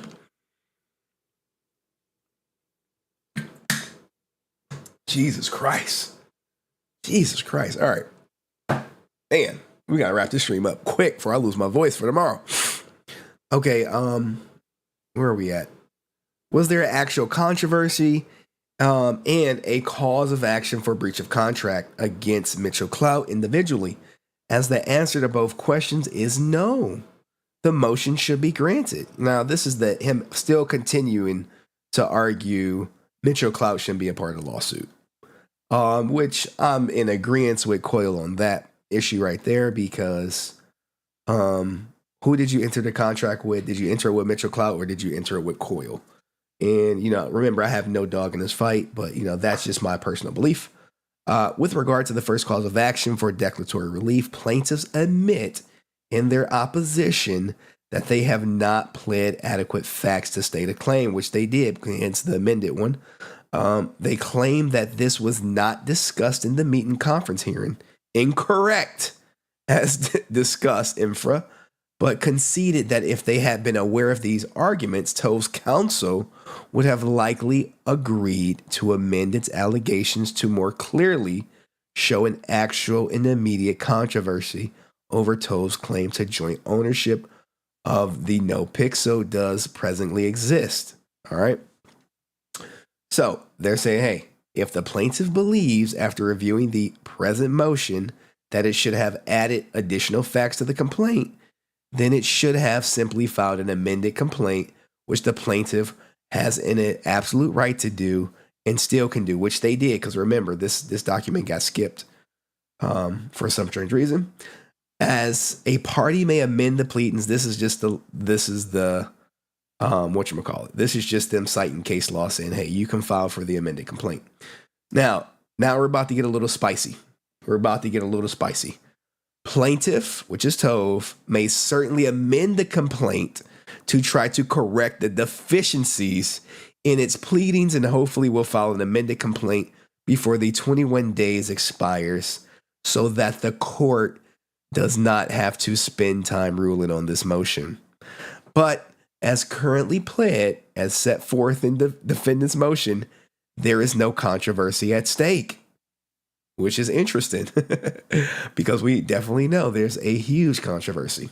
So with regards to the plaintiff's claims that during the meet and conference call, defendant's counsel claimed that defendants did not and were not planning to dispute Tove's claim to joint ownership of the Nopixel server. This is correct. Defendant said no such thing. All right. So they're like, look, we never said that shit. We never said that you guys own half the server. What defendant's counsel explained to plaintiff's counsel during the phone call is not that the defendants were conceding that Tove was a joint owner of the Nopixel server. What defendant's counsel explained to plaintiff's counsel is that Nopixel was not making any claim to own the copyright to the content prepared by Tracy. All right. So this is where you get into that, their word versus, he said versus she said. This is because the evidence will show that when Tracy began working for Nopixel, he agreed that while he would retain ownership of the copyright to work performed, he was granting Nopixel a perpetual, irrevocable, unlimited, non-exclusive license to use, publish, or republish the content he contributed to the server. Now, look, this is the terms of that right there is going to be hard as hell to prove. And that's just me. Hard as hell to prove. You like, wait, we own this outright, irrevocable. We said that in agreement. You got it recorded. Accordingly, Nopixel is not making any claim to own the copyright in any of the content that Tracy contributed to the server. It is in Nopixel's position that all of the content that Tracy contributed to the server is owned by Tracy or by Tove if Tracy assigned the work to it. Therefore, there is no present copyright dispute between Tove and Nopixel. Now, this is what got me right here. Nopixel will continue to use Tracy's content pursuant to the license he granted, and Tracy and Tove are free to fully exploit all of the work he created. So, I ask you, my Twitter users, my Twitch users, is the content still being used?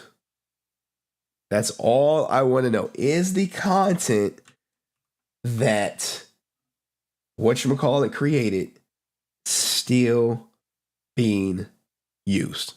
All right, because if they're still using his content on some license agreement and they are not being compensated for, then that means some money may be owed. That's all I'm saying. And that's my non-legal point. So at this point, at no point has Nopixel threatened to sue Tracy or Tove for using the content in other servers, as there is no current dispute or threatened dispute. There is no actual controversy for the court to rule on. I would say this is a huge dispute if you're using licensed content and they're not getting compensated for it. But that is just me. Now, this is him trying to further get himself personally taken off the lawsuit. As he says, there's no personal claim against Mitchell Clout. With regard to the claim against Clout, plaintiff has failed to provide any rational argument as to why he was named individually in the lawsuit. With regard to declaratory judgment action, plaintiff's sole claim is that pleading states that both Nopixel and Clout received money. Plaintiff does not provide any context as to why this argument helps. Clout is Nopixel's founder and owner, so of course at the end of the day, he receives money if Nopixel receives money. All right, so I mean, that is true, but in the amended complaint, they allege that Clout removed him from the server, not Coil. It gets muddy around there. But there is no allegation in the complaint that Clout owns the copyrights in the Nopixel server in his individual capacity. As such allegation would be absurd. I would agree. The declaratory relief action is solely about determining copyright ownership, as there is no allegation that one of the copyright owners is Clout. He is an improper party to this cause of action. Now he owns it through the company. Now, with regard to breach of contract cause of action, plaintiff's argument is even weaker. Plaintiff argues that there's a cause of action against Clout because the complaint alleges that Clout terminated Tracy's role with Nopixel. Plaintiff does not bother to explain why this helps his case because it doesn't. The complaint alleges that there was a contract between Tove and Nopixel. Nowhere in the complaint does it allege that Clout was a party to the contract, which he was not. Even assuming, arguendo, that Clout fired Tracy, which they did, why would this impose individual liability against Clout? Tove admits that Clout was not a party to the contract, and therefore he could not be sued in the individual capacity for breach of contract. Accordingly to the motion to dismiss should be granted, although if plaintiff really believes that it can fix these problems in the complaint by amending it, then it should do so within the 21 days. So the court is not wasting its time with this motion. Now, Larry Zerner, he actually issued a similar statement to whatchamacallit, where they talk about the meeting that they had, right? Everyone remembers the meeting per se, okay? The infamous meeting where they talked about it. So this is Clout's lawyer saying, hey, during our conversation, I explained to Mr. Tove's lawyer that it was the defendant's, Clout's position that there was no valid copyright dispute because Nopixel did not claim to own the content Tracy added to the Nopixel server. Instead, Nopixel's position was that Tracy retained ownership of the content, but Tracy had granted a perpetual, irrevocable, unlimited, non-exclusive license to Nopixel to use, publish, or republish the content he contributed to the server. So this is where I'm like, yo, who is telling the truth? And this is what happens with paperwork. And I got a video that breaks down verbal agreements if you want to stick around. At no point did I ever tell Mr. Tove's lawyer that Nopixel was not planning to dispute Tove's claim to joint ownership of the Nopixel or that the defendants were waving the white flag. Now, he's about to disrespect them all the way. I do not know why he states this in his declaration, but as he misstates my name in the declaration, perhaps he did not hear me correctly. Like, God damn. Oh my goodness. And he declared under perjury, this is true. All right. So that was your Nopixel update, guys. What do you guys think? Sorry about that, for letting it slip through the cracks. Guys, I really don't know how it slipped through the cracks, but in the end, it doesn't seem to have any impact on the judge's decision, considering they deemed the motion to dismiss moot. Okay? So, that is your Nopixel update, guys. Hopefully it was good. Tomorrow's stream is going to be way different. We're going to be talking about Power Rangers. But if you want to stick around, I do have the, give me a second. Verbal agreements are real and they will hold up in court. And this verbal agreement, give me a second. It may fail because of this one reason that comes up in the court documents. And this is a lawyer who's actually about to explain it all to you, because I know how people be like, you're not a lawyer. So what I do is I find a video where a lawyer talks about it.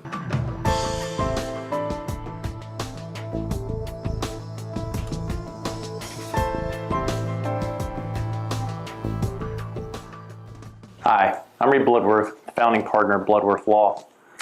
Today, I'm going to talk about what makes a verbal contract legitimate. First, what's a verbal contract?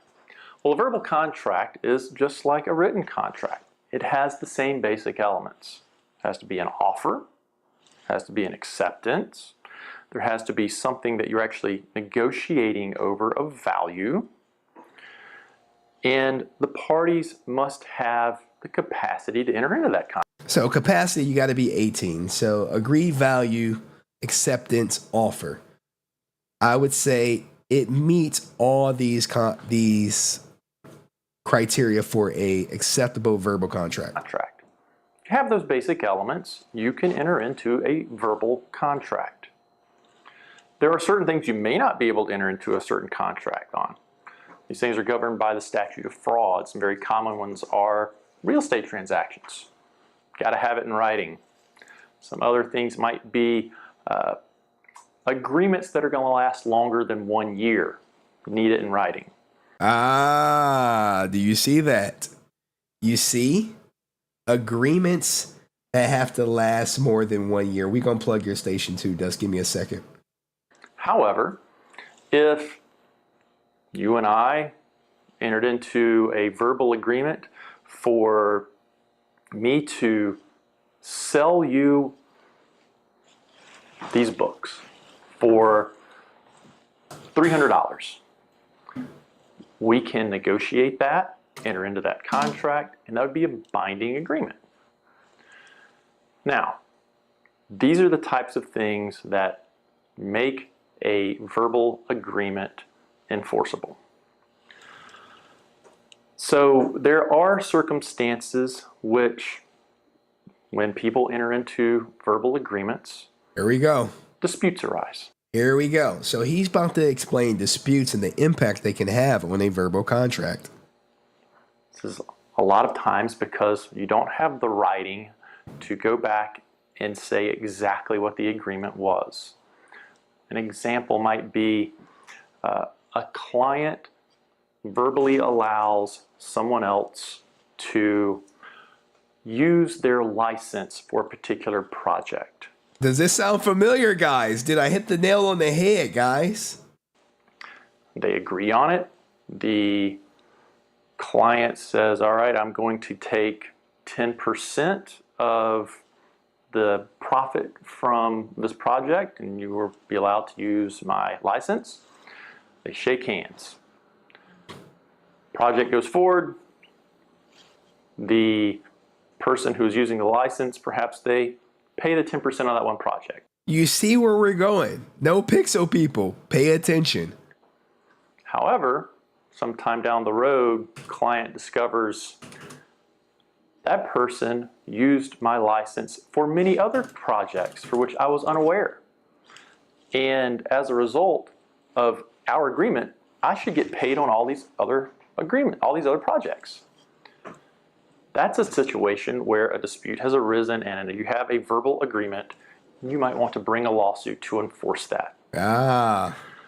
So, in summary, verbal contract, they are enforceable in certain situations, and in certain situations they're not. They have the same basic requirements as a written agreement. You gotta have an offer, you gotta have acceptance, you gotta have something of value you've negotiated over. You need capacity.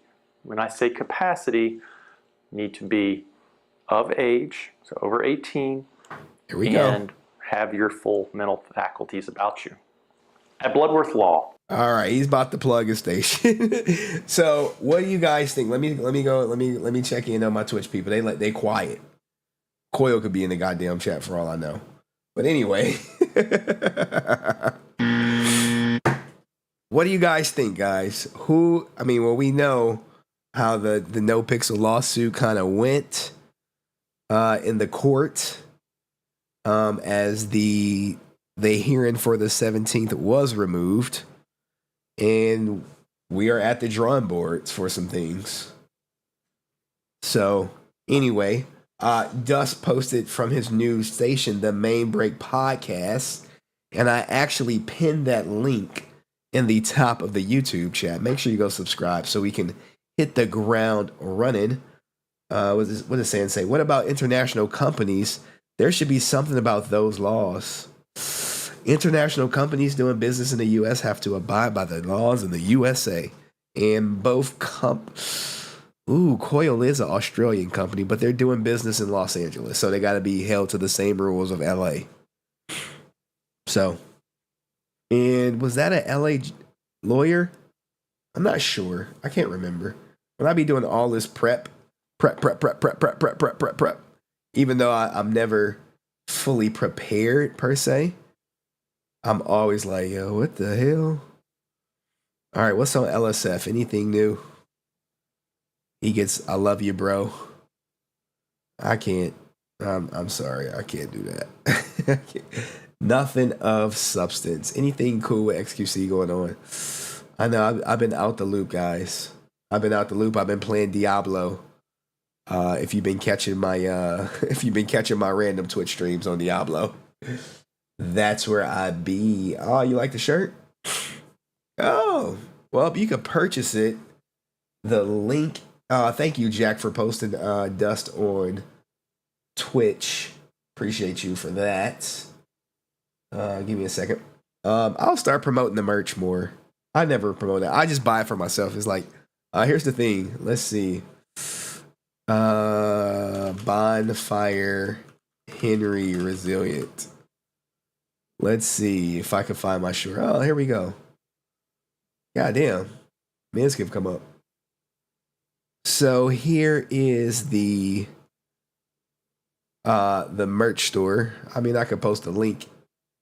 Copy it. I could post it somewhere.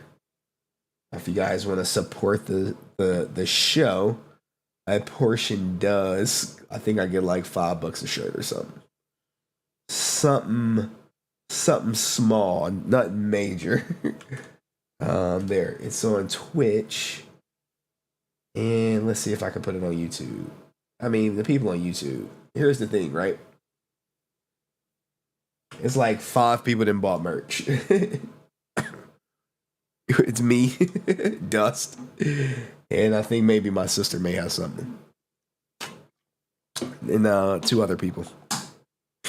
It is what it is. So, what do you guys think of the stream? This guy doing an essay on the Nopixel, he might be behind. He might be behind on the stream. It happens.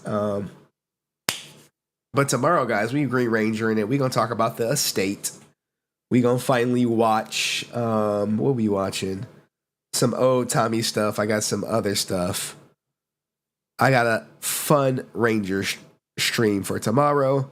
We may get into Johnny Young Bosch and a message for my haters from XQC. You're going to my life, brother. You are unemployed. For my haters. Your life is going nowhere. Okay? You are stuck in the brokenness and you will never get out of it because you take shortcuts and you think you're hot shit. You need to open your books and study for tomorrow's exam, you fucking loser. You are a loser. You are a loser. You are a loser. You know. Okay. That soundbite is coming. It's coming. When I'm off them 2 days, I think I need to paint. I can finally paint, guys, because this is my house now officially. I need to paint and do some other stuff, and then we up. Paint, probably get some stuff in the background. I don't know. What the hell y'all want to see in the background? I don't know. Probably something. I enjoyed my people. Hey, shout out to Sean. He said he enjoyed my Diablo 4 gaming. Yeah, I'll be trashing on Diablo.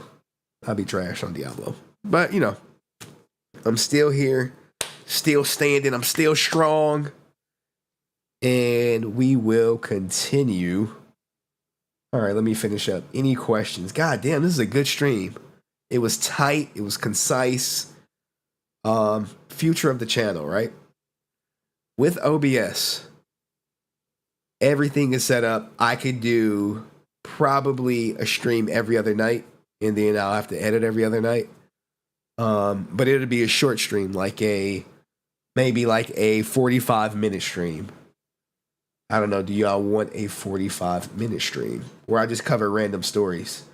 And then on the big nights, we'll have like the 2 to 3 hour stream, you know, the weekend where we have longer things. I got to figure out my content strategy. You know, I got to figure it out. Some stories. Also, with OBS, it's very easy for me to record and react to stuff in real time. So I may not go live per se, but I can easily hit the record, get something out. Oh, I didn't even record this.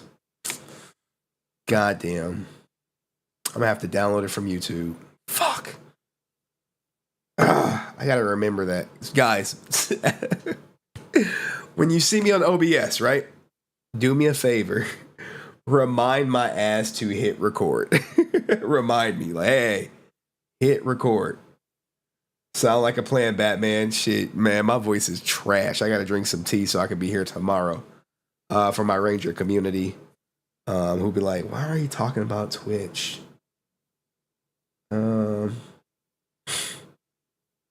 That's really mean.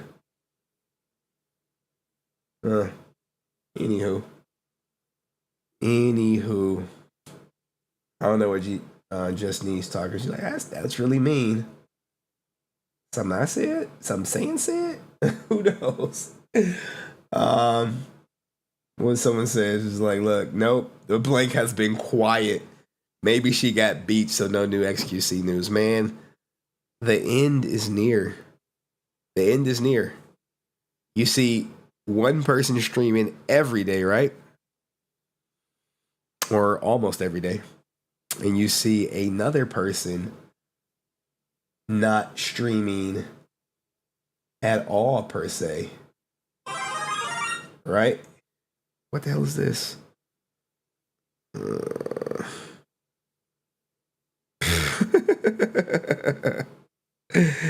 Oh gosh. Anyway. I don't know. Just Nee says somebody is saying is being mean. Somebody being mean to Just Needs in the chat. I don't know. Yeah, I don't know. Anywho. Guys, I appreciate everything. I really need to edit. I haven't been editing. I got this beast of a desktop. I've been playing games and not editing. I got to edit like 2 videos. One for this channel and one for the Clips channel that's growing at a snail's pace. And it will continue to grow at a snail's pace. So, anyway, daily vlogs of my life from time to time because my life is boring. Let's see. What did I do yesterday? I took my daughter to the dentist. She did real good.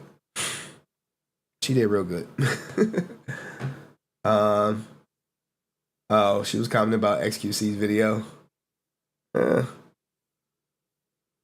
Look, people are entitled. This video right here. I mean, he was going in. You're going somewhere in life, brother. You are unemployed. Your life is going nowhere. I think someone was trolling him in the chat. You are stuck in the brokenness and you will never get out of it because you take shortcuts and you think you're hot shit. You need to open your books and study for tomorrow's exam, you fucking loser. You are a loser. You are a loser. You are a loser. I can't. You. Okay. I'm gonna clip that. It's gonna be a great soundbite. Just these like that video clip you played. All right, guys. Ranger stream tomorrow, and I got a good one. I can't see your life being boring. The fun times are over. I mean, let's see. All right, my life. What am I doing tomorrow? I got to go to work, and I got to shut my office door and focus for like 8 hours because I got a report that's due basically when I leave. And after I do that, I got to come home, probably take a nap, edit, maybe, perhaps, call my daughter, and then I'll be talking to you guys about the Green Ranger, his estate. We're going to talk about his estate. We're going to talk about some old videos. We're going to talk about a pro bono lawyer. And it's some things y'all been wanting me to do with the Green Ranger that early on in my career that I was like, I'm not going to do it because of maybe copyright at the time. But I think I should be good. It's gonna be nice. Cause y'all been like, some people been like, hey, I want you to talk about this. I want you to cover this. And I just been like, I don't know. You know, I've been being all like dodgy and shit. Like, I don't know. But now, tomorrow, I'll just do it. And if someone slip up, I might kick they back in. I might be really, really mean. But yeah, that's my life, Joe Nilda. Boring as shit. Boring. Monday, I think I'm gonna try to paint this room. I'm gonna stream. I'm gonna edit. I don't know. I mean, what's an exciting life, guys? You know who probably got an exciting life? Dust. Clipping Keemstar. Show us how to edit. Do y'all really want to see me edit? Okay. Show us how to edit. That'd be a members only stream. Like, my editing is so quick sometimes. What about the sky is blue? I don't know what that's talking about. For the people who want to learn how to vlog, it's so many videos out there. I don't vlog, so I couldn't tell you how to vlog. I couldn't tell you. What's the king vlogger? Look, Jonella, you want to see me edit? You really want to see me edit? Come on.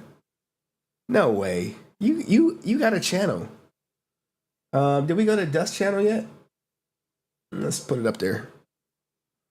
Go to main break, guys. Go subscribe to our guy Dust. Go sub now.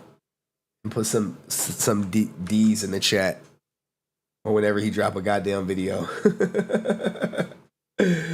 Oh my goodness. Brent trying to meet up with me. How do you do a jump cut? Oh my goodness. The J cuts are like the trendy thing that everyone does. The good old J cut. It's like, here's the thing when it comes to content creation, right? Let's go to this video right here. Give me a second. Because Omi, right? I can make this video. Over a lot of people, you're free, you're young, and you're healthy. No excuses. Stop trying to keep up with everybody. All right. On May 6th. So here, I'll give you guys a little insight because y'all like my day ones here with me right now. 16th, 2019, YouTuber Omi in a Hellcat uploaded his. I have all his court docs. I was going to do a cold case and look at his life, his court docs. And when I tell you he lived, what he did was crazy, slightly genius, more so illegal. And he got like a deal of a lifetime. Is great. But I can edit just like this. First video titled Payday at Reloaded Construction. The vlog ends with a very deep message. Always remember, live life the way you will want to live it. You only get one chance at this, one shot at life. That was one chance, one shot. That's there. Any mistake that you make, it's done. You're done. Little did Omi know, starting this YouTube channel could have been the one mistake that would ultimately land him in federal prison. That very first video that Omi posted got 60,000 views in the first 3 days. The video shows Omar stepping out of his mansion, walking down his long driveway with more than 15 all-white cars parked in it, and telling the viewers about his entrepreneurial endeavors. From there, he drives to his first nightclub that he owns, where they are doing renovations. Then he goes to his second nightclub, where they just made the final touches before opening. Omi continued to post vlogs that started with motivational messages about life. You have one thing, an advantage over a lot of people. You're free, you're young, and you're healthy. No excuses. Hey, I'm with him, man. I am with him. No excuses, guys. No excuses. And look at us. We in HD. We in HD with it. Stop trying to keep up with everybody. Stop going out buying Balenciaga. Typically, the middle of his videos would be him tending to his businesses, buying expensive clothes, jewelry, new cars, vintage cars, tour buses, and even houses. He had so many goddamn assets. How much money and assets do you think he had? For a wildly successful man, he was relatable, down to earth, and kind, far from the narcissistic rich assholes we typically see on the internet. Within 2 months, he reached 100,000 subscribers. You know why he was nice, he was kind? Because he came from nothing, guys. Nothing. The end of summer 2019, he had 300,000 subscribers. But every time he was asked about how he obtained his wealth, his answers were extremely vague. What do I do for a living? Started off as an app developer. By the way, drink water. And yes, he did start off as an app developer, right? You like app developer? Yes. But as Omi spent more time showcasing his lifestyle on the internet and being more open about how he made his money, he caught the attention of the FBI. No, guys, he had $40 million in assets when he got arrested. $40 million. And on November 20th, 2019, just 6 months after his first video, they raided his home. This case file shows 88 lines of personal property that the federal government seized from Omi. Over the next couple of months, the FBI confiscated $5,875,000, 58 vehicles, including a 2020 Lamborghini Huracan, a 2019 Lamborghini Aventador, and a 2019 Audi A7. They also took 21 properties, including buildings in downtown Philadelphia and mansions in the suburbs. You would think that in a situation as serious as this, Omi would keep quiet.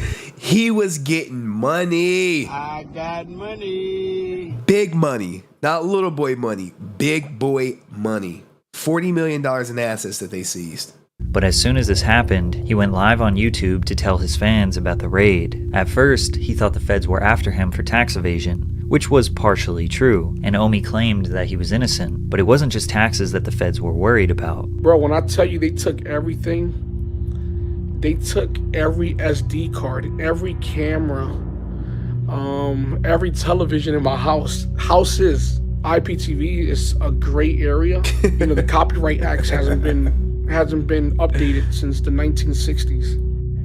And you know, I hit a fucking gray area and exploited it, and they just didn't like it. Now, what he's saying is true. The gray area of copyrighted TV, he exploited it, and it's how he exploited it that led to the problem. Omi thought he had found a loophole in the US copyright law and was exploiting it. Now, if at this point you're feeling extremely confused as to how this guy even got into this situation in the first place, this is exactly how his hundreds of thousands of fans felt. Ironically, once the feds raided him, that's when Omi started opening up about exactly how he made his fortune. But first... Now, here's the thing, right? I knew exactly how he was making his money because I participated in doing what he was doing, but I was on the consumer end, guys. So what he was doing was, if you're a pirate like me, or a former pirate, I don't download anything illegally anymore, or anything like that. He was basically stealing, if you will, I'm using stealing very loosely, cable TV and uploading it on a server, and then giving everyone access a link to the server. This is where you can watch pay-per-view live. You still could do it. What he got arrested for and what he went to jail for is still being done, but it's not on the scale of what he's doing it. I'll let Patrick explain how he did it. As Bill Omar Carrasquillo operated a large-scale Internet Protocol Television, or IPTV, piracy scheme in which they fraudulently obtained cable television accounts and then resold copyrighted content to thousands of their own subscribers who could then stream or play back content. This piracy scheme all started on Kodi. Now, everyone had a Kodi thing, right? You get you a little Raspberry Pi device, you put Kodi on it, and then all you do is download a program, and the program usually will take you to live TV. Some would be movies, some would be, oh, this is the horror app or something. Everyone was making their own, and it would just be a server with videos on it. And people still do it today, but it's on a smaller scale. Kodi is essentially just a media player that's available on any device. People use Kodi to watch videos, podcasts, movies, play games, listen to music, etc. However, Kodi doesn't make its own content. It's an open source streaming platform that anyone can make apps on. Because of this, it's mostly known for people who watch pirated or stolen content. Most people used Kodi on Amazon Fire Sticks. They would go on the Kodi app, install all their favorite networks, and stream content for free. But it's not that easy. A lot of these add-ons can be riddled with malware or just end up being bogus apps that don't work or stream low-quality content, which leads to people Googling things like best Kodi add-on. This was me. You can get an add-on for pretty much everything. You want to watch live stuff, you go to the add-on. But what he was doing, and you're about to get to it, is, look, Showbox. Look at saying, she knows. Showbox was like that. Hey, you put Showbox on your Kodi, you got everything. What he was doing was a little bit more legit, where it wasn't free. You pay for a membership to his server, and then you get free TV. Well, not free TV, but you get TV for free, and searching through blogs to find out what apps are the most trusted, like The Crew or Daddy Live. Not only does researching and installing these apps take a little bit of technical skill, it also is just a lot of work. Around 2016, Omi was exposed to this and saw a huge opportunity. Omi would buy Amazon Fire Sticks for $40, jailbreak them, or install all the best and most trusted apps onto Kodi, then resell them for about $120 to $150 to his customers, essentially giving customers cable TV for a one-time fee. The reason we know this is because he had no problem telling people his scheme. And back when Kodi was popping, you know what I'm saying, I was one of the first ones doing Kodi sticks, and that's how I started making a lot of money. Buying these boxes from Amazon already preloaded and just reselling them for more money. I'll buy them for $50, sell them for $120, $150. Now I was selling thousands of Fire Sticks. I'm talking about a lot of Fire Sticks.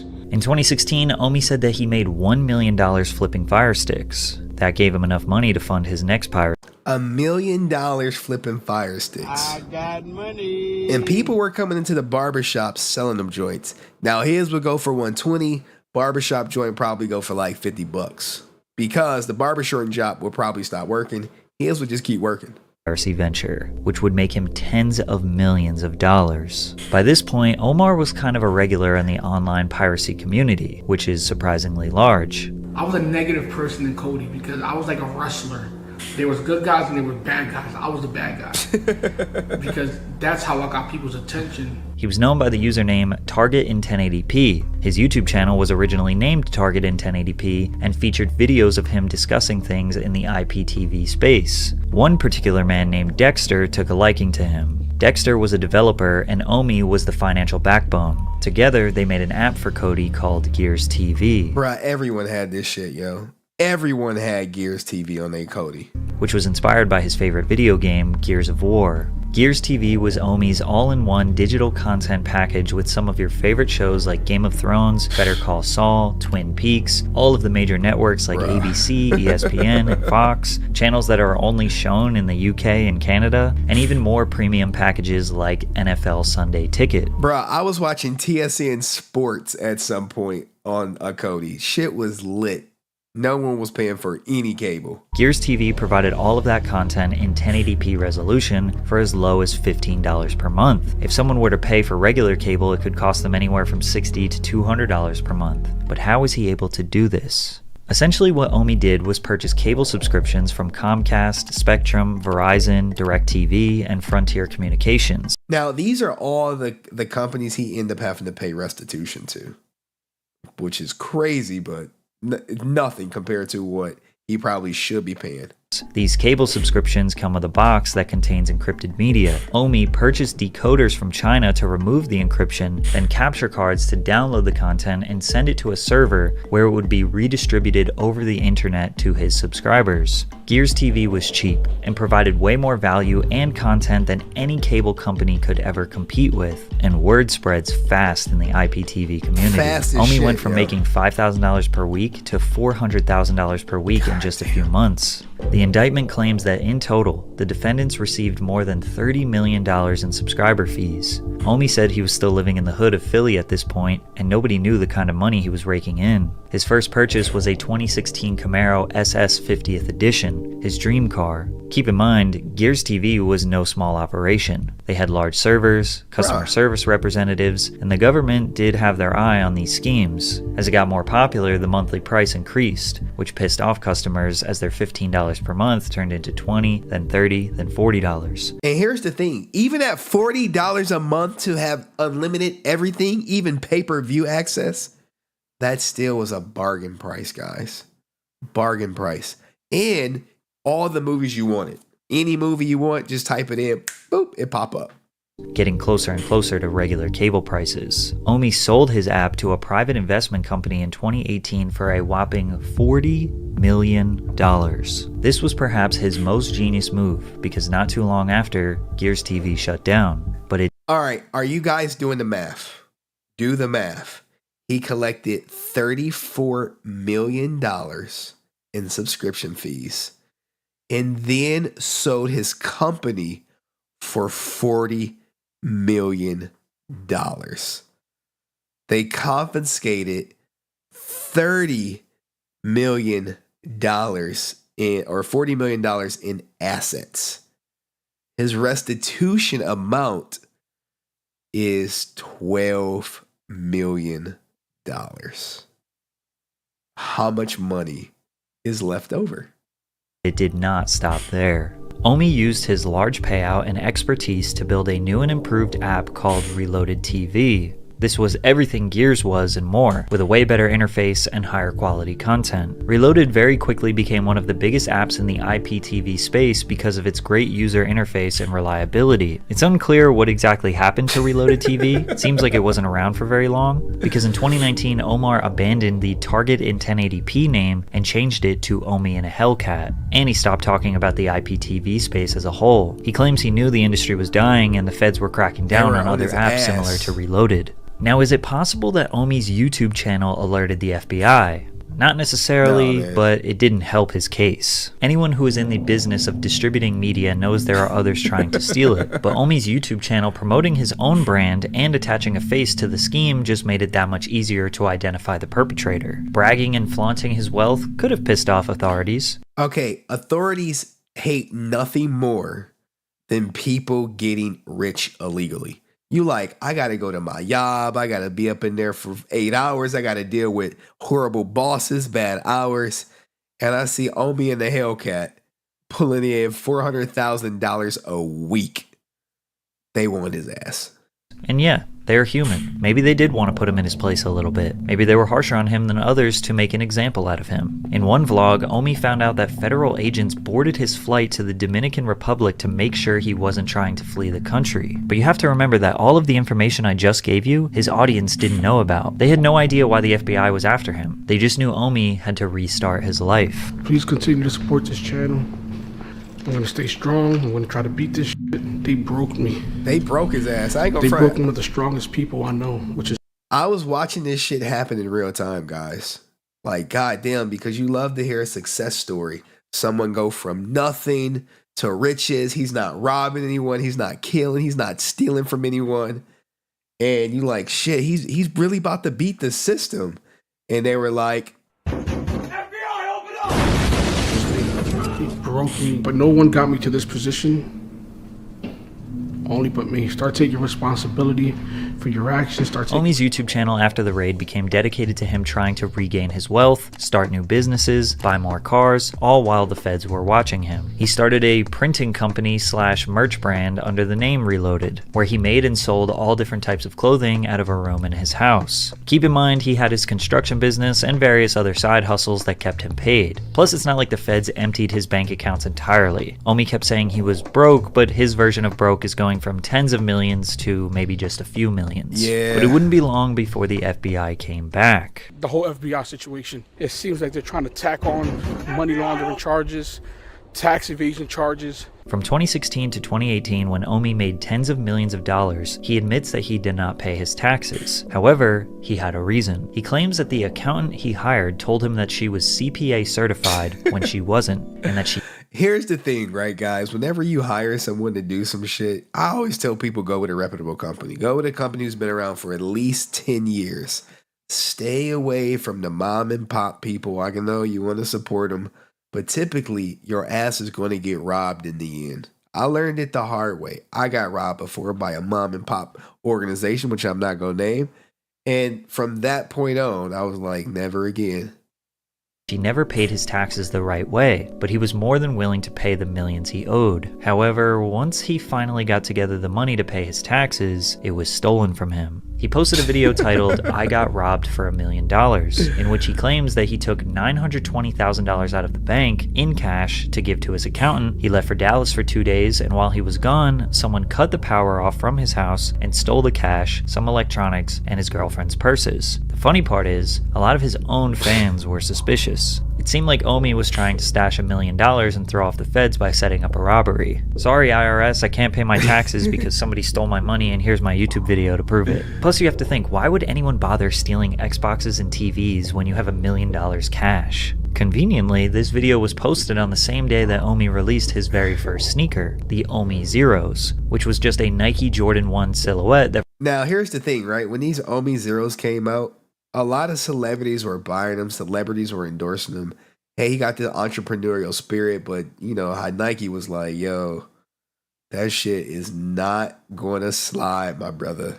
This shit look way too much like our shit. That replaced the swoosh with a lightning bolt. He even took the Air Jordan branding and replaced it with Air Omi. Now, taking the Nike silhouette for a shoe brand isn't something new. It was a really hot trend for the past few years. I even bought myself a pair. Omi would slap the word Reloaded on a popular team's logo, or really any iconic brand trade dress. It's pretty clear that Omi's specialty is copyright infringement. Building an original brand is way too much work and too risky. However, things got really bad for Omi in September of 2021 when he was formally indicted with criminal copyright infringement, wire fraud, money laundering, and several other crimes. The feds came back once again and raided his house for the second time. This time, he made much bigger headlines and was even interviewed on the news. Just to be crystal clear, the indictment that came down today, you're saying you're completely innocent of those? Not completely innocent would be a false statement. Now, ignorance is no excuse for the law. Again, you'd imagine someone would be quiet during this instance, or at the very least have their lawyer speak for them, but Omi was still convinced that he exploited the system. Omi's whole life at this point was dedicated to fighting this case. He barely uploaded YouTube videos, maybe once a month, and when he did, you could just tell this man's spirit was broken. You could just pain, man. You see like the life gets sucked out of a person because they going through some crazy legal situation. Trust me, I know all about it. And you know, they not as happy as they once was, and you just saw him just like the rise and the but there's a light at the end of the tunnel. But after months of deliberation from his legal counsel, Omi pleaded guilty in February of 2022. I'm letting you guys know that I'm pleading guilty. Long talks with my attorney, and it's the best option, you know. It is. It is. Ignorance is no excuse, like I've always said. And to me, it's about, you know, accepting responsibility. Now he was going to serve some time in prison. 3 U.S. government attorneys say that Omar, aka Omi in a Hellcat, should serve 15 years and 8 months in prison for crimes related to his pirate IPTV service, Gears TV. So he was looking at 15 years, guys, in jail. He didn't get 15.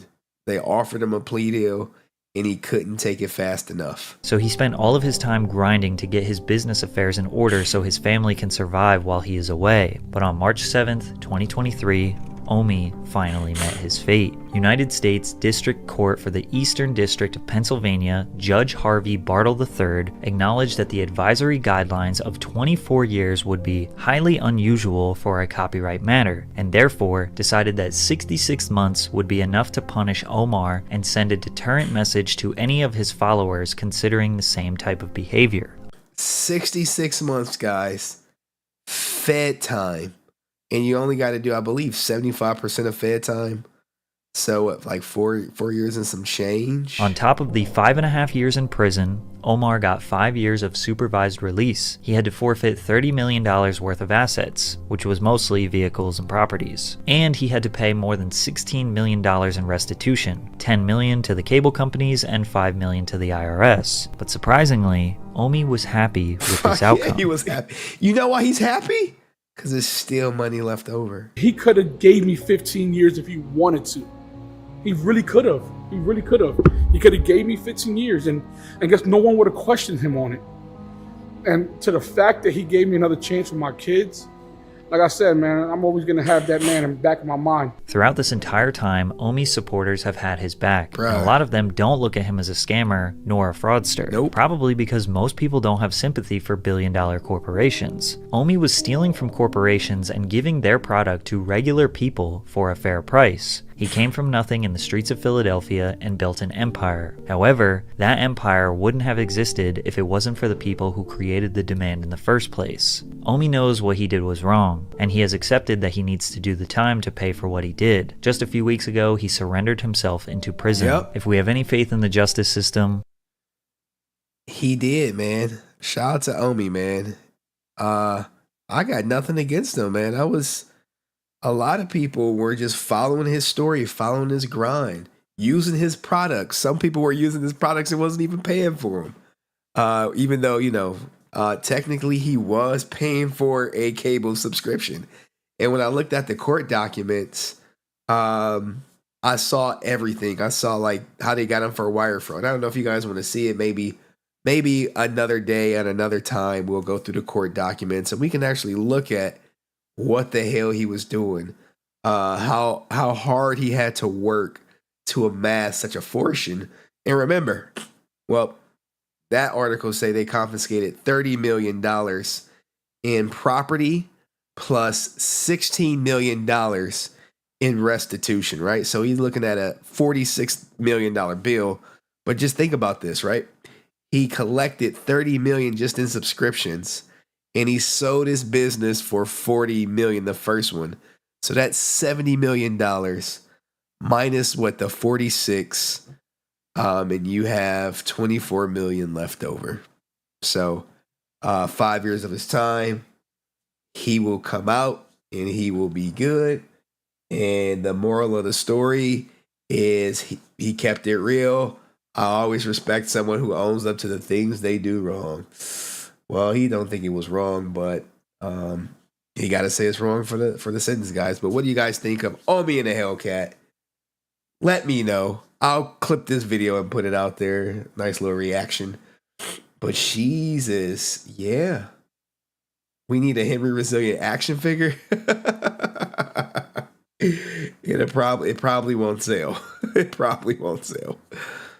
Give me some time. Get my voice together. Start cranking out content more quickly. And it's like a thin line between cranking it out, quality over quantity. I can crank out a lot of content if I really, really wanted to, but it wouldn't be quality. It'd just be me talking. You know what I'm saying? But anywho, guys, I want to thank you. I don't even know how many people we got watching on Twitch. Twitch was rocking with me tonight. Tomorrow it'll be probably be YouTube only because this is my Power Ranger stuff. But anyway, guys, no questions. Good streams. Thank you, Dust, for sponsoring the night stream. Make sure you go sub to the Main Break Podcast channel. It's pinned at the top of the YouTube channel, and then we'll be doing Power Rangers tomorrow. And I can't wait till I have my days off so I can rework the intro, get my soundboard where it needs to be, and all that good stuff. You need a team to help with the content. I got my editor. Peace out all. Peace out, Jack. Thank you, guys. Thank you, Dust. Power Ranger stream tomorrow. I'm going to try to I'm not going to get some rest. I got to cut some videos. And since I messed up and didn't hit start recording, I might be up a little late. So, all right, guys. I am ending the broadcast. And I got to make sure it ends on goddamn YouTube because last time it played me and then I had like a 9-hour stream and then it was like, oh yeah, it ended early. So, all right. Peace. In stream. Yes.